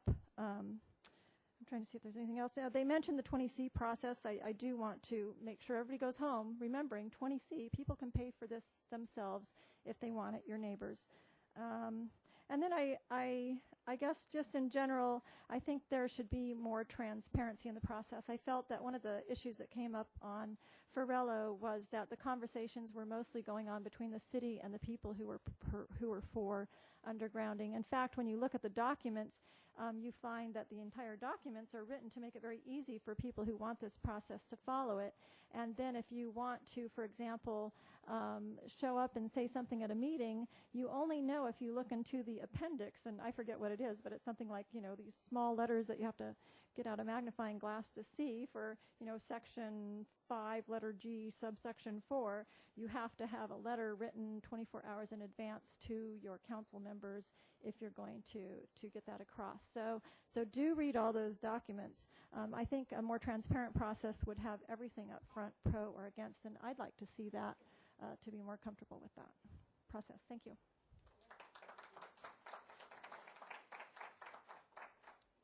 My name is Derek Booth. I also live on Rubio, which is just a bit above Farello. 3 points that I'd like to make, I think most of which have already been made tonight, so I will try and keep them brief. I do think that the original UUAD process maybe got off on the wrong foot, and there's a lot of catching up that you're needing to do. I think you are doing that, and I really appreciate that. But definitely working with the neighborhood originally meant working with the proponents of a system, and that's really not a good way to achieve that. There was definitely a perception that the city was seeking to sidestep or avoid people who do not favor it, and people get very annoyed when they feel like they're being ignored. I think there's even language that perhaps without you meaning still sidesteps. When you talked about the Farello project, you talked about how it did not receive support at the council, and so it is not going forward. There's no not going forward on the flow chart. What it says is project terminated. And I actually have never heard those words, and I know that my neighbors on Farello are still waiting to hear that it's terminated. It's done. But I've never heard that in a public meeting. I haven't heard that here. And maybe that's not the case, in which case they will continue to be nervous about it, as will the rest of us. If I could respond to that. We went to the council with the recommendation that the work on the Farello UUAD cease. So terminated, I don't believe, was the term used at council. The term I recall using was that there be no further action on the Farello Road. I recall that too. I was there as well. So we may need to adjust the flow chart, Yeah, but we were careful in choosing our words at the city council so that and they made it clear that they would not entertain it coming back unless there was strong support, and the neighborhood would work with one another to reaffirm the council that there was an opportunity for progress. Right. So thank you for bringing up that distinction. Your words do bring up a life of their own, and sometimes you just don't even know how they're being heard. It is what for me has been a very common experience now when the city talks about even order of magnitude costs. They're typically in the range of $10,000 for an assessment and maybe $5,000 for a hookup. When individuals talk about costs, they're always talking about $30,000, $40,000, $50,000 per assessment and $10,000, $20,000, $50,000, $70,000. I also have kids in college, and you know, it would just wipe us out. We would not be able to keep our houses. So I think it's important that if you're right and the costs really are $10,000 plus a few thousand for the lateral, that you make it very clear where those costs are. And in fact, if that's not really exactly true, whether or not you really mean anybody to take them seriously, it doesn't help people to take it seriously. Lastly, I would really like to affirm the comments that we're not talking about an election here, we're talking about maintaining a neighborhood. That is such a crucial distinction, as again the people on Farello can testify to all too well. This is not about a majority or a supermajority even. This is about a neighborhood truly coming together, and I truly believe that the city staff is interested in that. And I think if the council were to think a little harder about it and actually get out of their council chambers and walk those neighborhoods, they would understand that also. And I would so emphatically encourage you to return to the council with your original recommendation and let them know that as long as they do not want to have a parade of unhappy neighborhoods, even if they do wind up undergrounding in their unhappiness, they had best recall what their goals are and recognize that the numbers that are needed to achieve that are quite a bit higher than what would pass as a landslide in an election. Thank you. Thank you.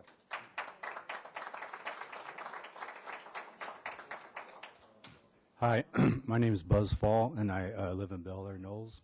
Been there about 32 years. And I have something very interesting to share with you tonight. Can you hear me all right? Louder? Is that better? If we repeat certain things, then we kind of get heard. Throughout the great presentation, apparently our people here have costs from other districts. We have costs, but no one's shared any dollar amounts. So to say that you have studies where you did a cost in Manhattan Beach and a good project, the costs were great up there, what are the costs? We need the dollar figure. Thank you. And another thing that has not been addressed, if you have an individual in the neighborhood and a lot of people are going green and, biofuels. So with satellite, we have telephone. This is one of the utilities that we haven't yet discussed. It seems like we're only discussing Edison. However, in that line, we're also going to be putting AT&T and Cox Cable. For all purposes, can we assume that? So we've been talking Edison, but no one's mentioned word about Cox Cable or AT&T. Now, a lot of people don't use Cox Cable and they don't use AT&T because we have satellite.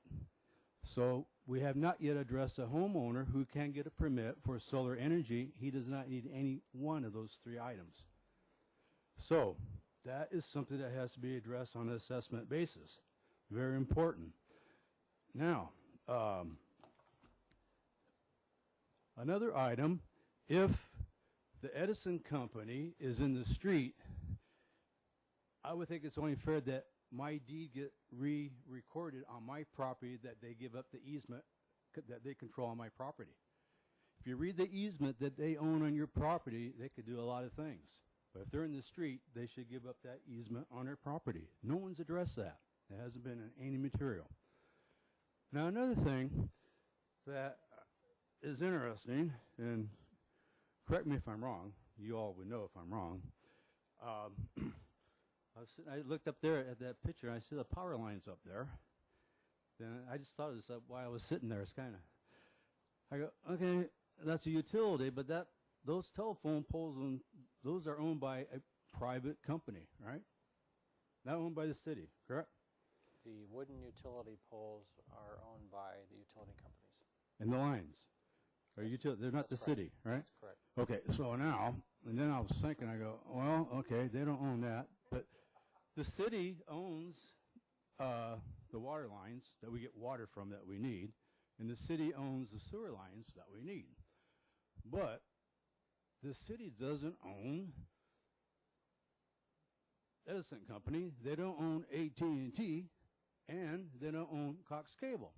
So it would make sense to me that if I'm going to pay, along with all of you, let's say $100,000 to put something in the ground, a big pipe, I don't know how it's going to be, but if I'm going to pay to put a pipe in the ground, first I would have a contract with the city for an easement to do that.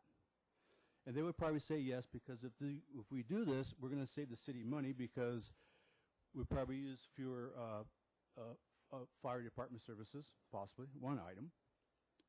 Therefore, if we build it, we own it, and we can lease that space for AT&T to run their lines through, and Cox Cable. Now, why should we pay $100,000 and give it? We're not giving it to the city. We're giving it to private industry. We could own that line and lease that line.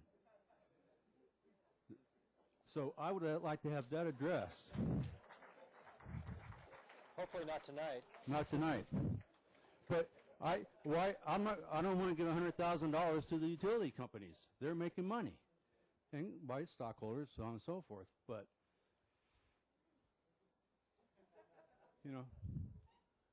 so thank you very much.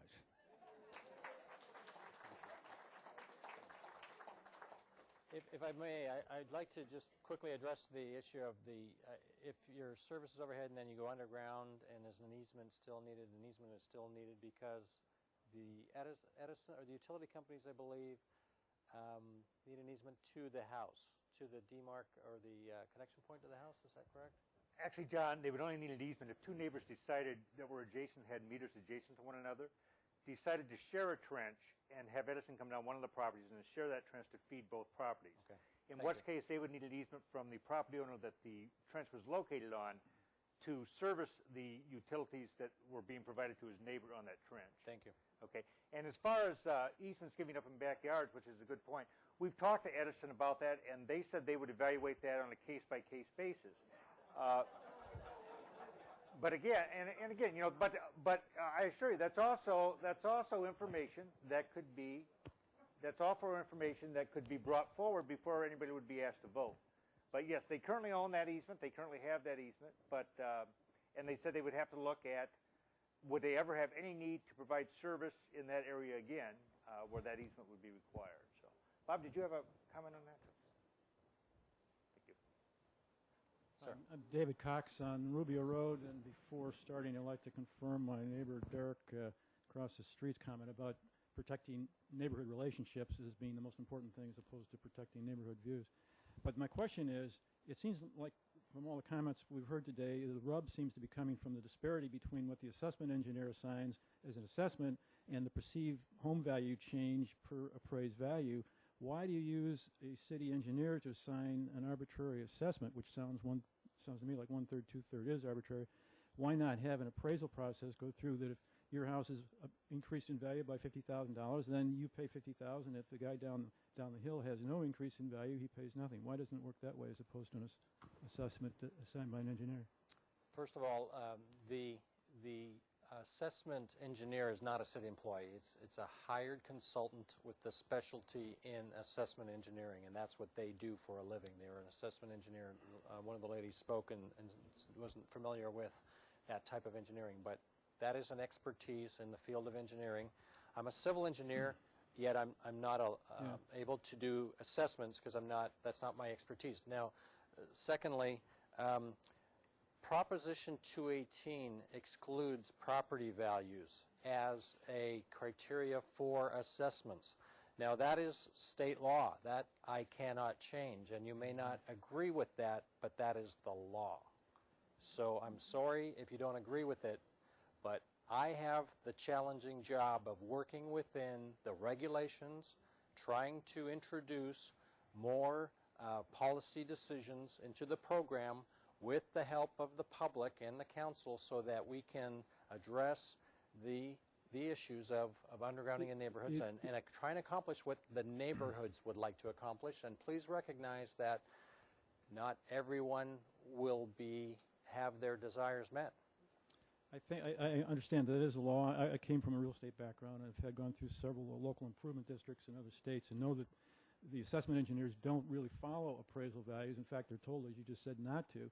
So I think one of the main issues that seems to get people upset is this difference between value and assessment, and maybe we ought to think of a different way of accomplishing this rather than going through the improvement district route. Thank you. Thanks. Good point, though.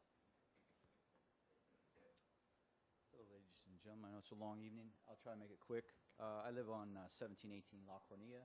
I'm just interested in this process. I Your do name, have sir? power. I'm sorry? Chris Blair. Thank you. I am interested in this process. I've watched the council meetings with the Furlow Road, Rubio Road. I'm also a battalion chief here in the city. I've worked 26 and a half years with the city fire department. I've been on numerous calls to Edison Lines. I like the fact that the gentleman mentioned that Edison, as a private contractor, has an interest in this, and they should be represented here or have questions that we can ask of what the assessments will be, what's their benefit assessment for putting that on the ground. And I know for the fire department, waiting for an Edison crew to get together in the middle of the night on a windy day or in a high fire hazard district is one of the things that I like to see happen. And that was my main interest for coming tonight, but it is interesting to see everybody's different views and what their perspective is just from a perspective, you know, and defining what that is. So I recommend that Edison be here. And also one last thing, if your insurance was to go down because of putting utilities, someone mentioned safety. Well, if you've ever been on an arcing power line or a transformer explosion, it's something to see. It arcs, and it's quite interesting to see, but the value of your house is a lot more than that arcing. And underground utilities, there is some safety. It's not that high. It's what the percentage is. I don't have the exact statistical amounts, but there is a safety factor in there with Edison, and that's all my comments. Thank you.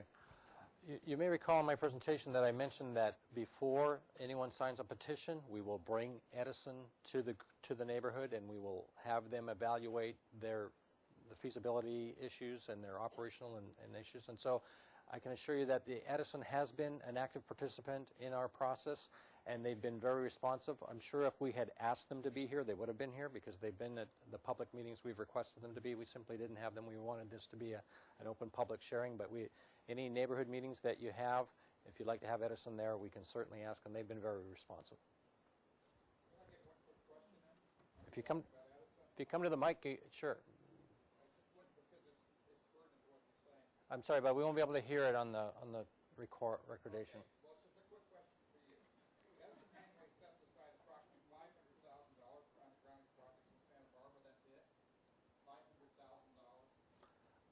Can I address that after this gentleman's question or comment?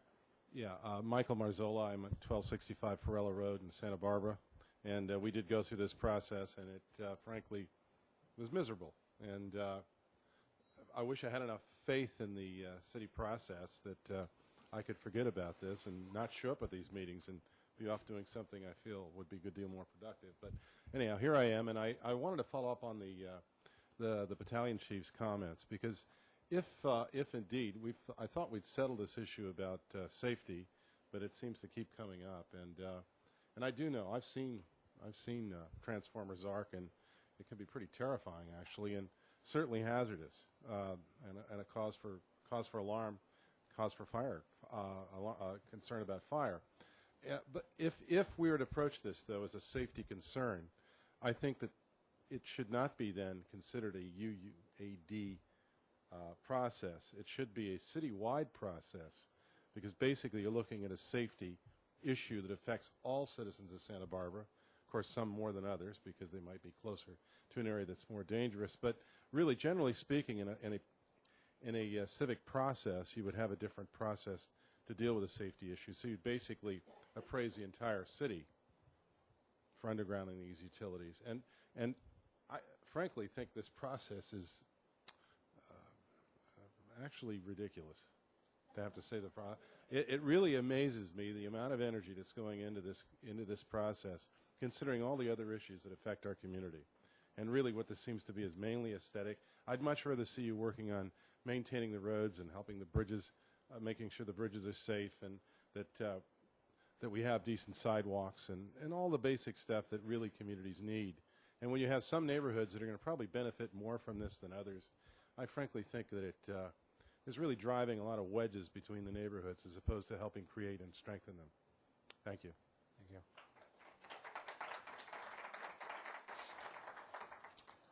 I'd like to get back to the comment at the back of the room. The question was that Edison contributes about $500,000 a year to undergrounding, and that is true, but it's a different program.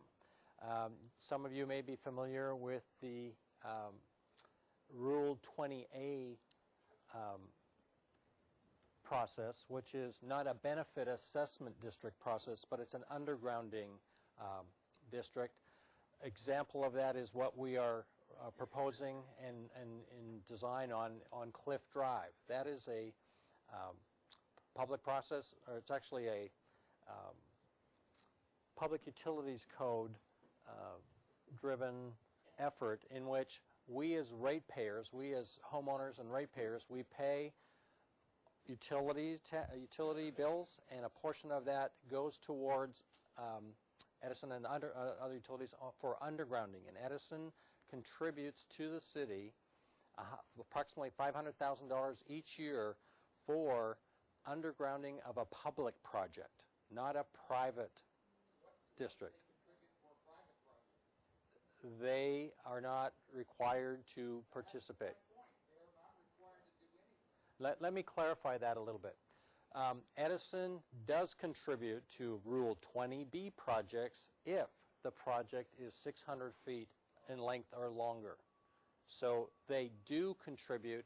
the equivalent of the new system. They do get that benefit of a new system.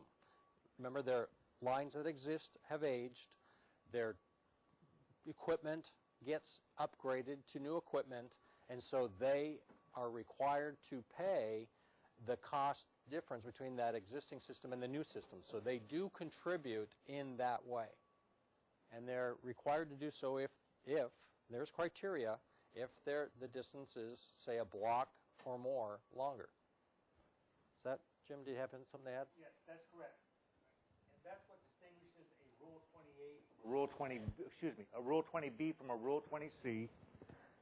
That is that Edison is required by the Public Utilities Commission that if the length of wire that a neighborhood wants to take down is 600 feet, the two things John has noted. One, they have to pay the project an equivalent amount of an overhead system. We think that's about 25%. So they can put up a overhead system for about 25% the cost of would cost to put an underground system in. So they contribute that to the project, and also they're required by the Public Utilities Commission to remove the existing poles and wires at no cost to the project. You're saying 25%. The Edison report study says it's 10%. I'm sorry, it says it's 10%. 10%, not 25%. That the cost to put up an overhead system is about 10% of the underground system? 10 times. Okay, then 10%. It varies per neighborhood, and it varies on the actual cost of putting an underground system in.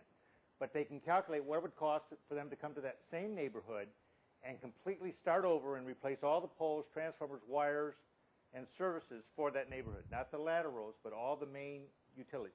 And whatever that cost is subtracted from the cost of the underground system, because they are getting new equipment, new transformers, new conduits, new wire. Does that answer your question? Well, just to embellish on that $500,000 issue, the city receives that $500,000 and banks those monies every year so that we the city, can get a project of undergrounding done. The last time we did a underground district, not an assessment district, but an underground district, was Milpas Street. 11 or 12 blocks of Milpas Street was undergrounded, and that was done with those funds that we're talking about, where Edison contributes X $100,000 a year to the city. And we went into the red. We actually borrowed ahead on Milpas, and up until a few years ago, we started getting into the black, and we've been accumulating money, and now will likely again borrow some money, mortgage some money, and borrow some money in the future to get the Cliff Drive project. And for those of you of interest, that Cliff Drive undergrounding project, we anticipate to get that project out to bid just after the new year is the most recent schedule. So construction is anticipated to start, bids favorable, and getting the approvals in the spring. So there's an example of where those ratepayer fees that we all pay is put into a public benefit project. Okay? You say public benefit project, but you have private property owners that own the... Thank you. Sorry. I feel like I'm cutting in line here.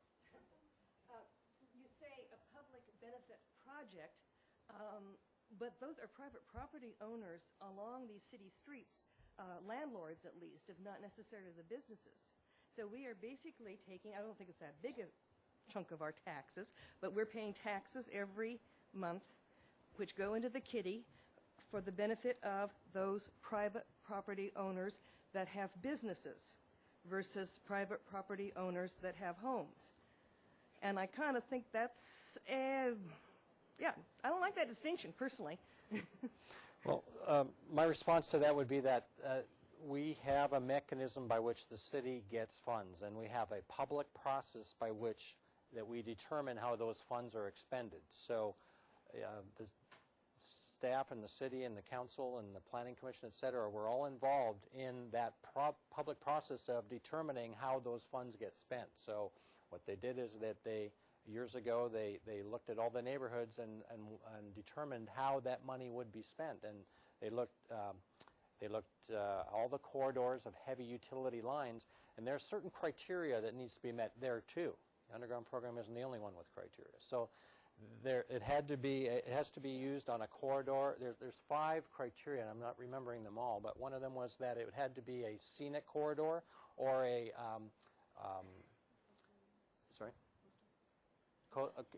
coastal area was another criteria. You had to only meet one of the 5, but the residential was low on the list, and so if we were able, it won't happen in my lifetime, but if over time, eventually all these lines in the city will be undergrounded, and perhaps even technology will come to a point where we don't need those lines, and maybe that'll be sooner than the cost to pay for all these undergrounding of lines. But be that as it may, the point being, the city does get those funds. There's a program. I also manage that program, which is not the assessment benefit program, but it's the city underground utility district program. We're putting that money to use, and you'll see the results of those. And that city public process, the Planning Commission and the City Council have prioritized those areas of the city that will be expended. Well, some of the figures given here, you could put in a very good solar electric system for that amount of money and get, it appears, coming downstream, some very nice tax rebates, which would bring the cost way down. So, yeah. Thank you for that. Sure. Ms. Walsted.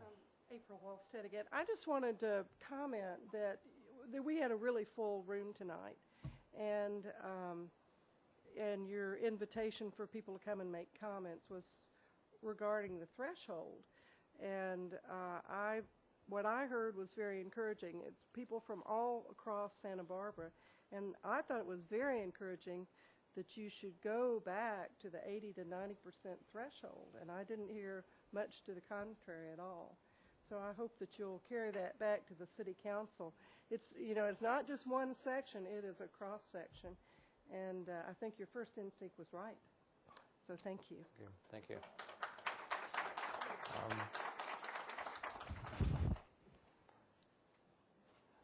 I did want to thank one second. Well, before he speaks, I'd like to thank everyone for coming. I really appreciate it. I understand we've gone 45 minutes longer than we intended, but I did want to give the people to speak the opportunity to speak.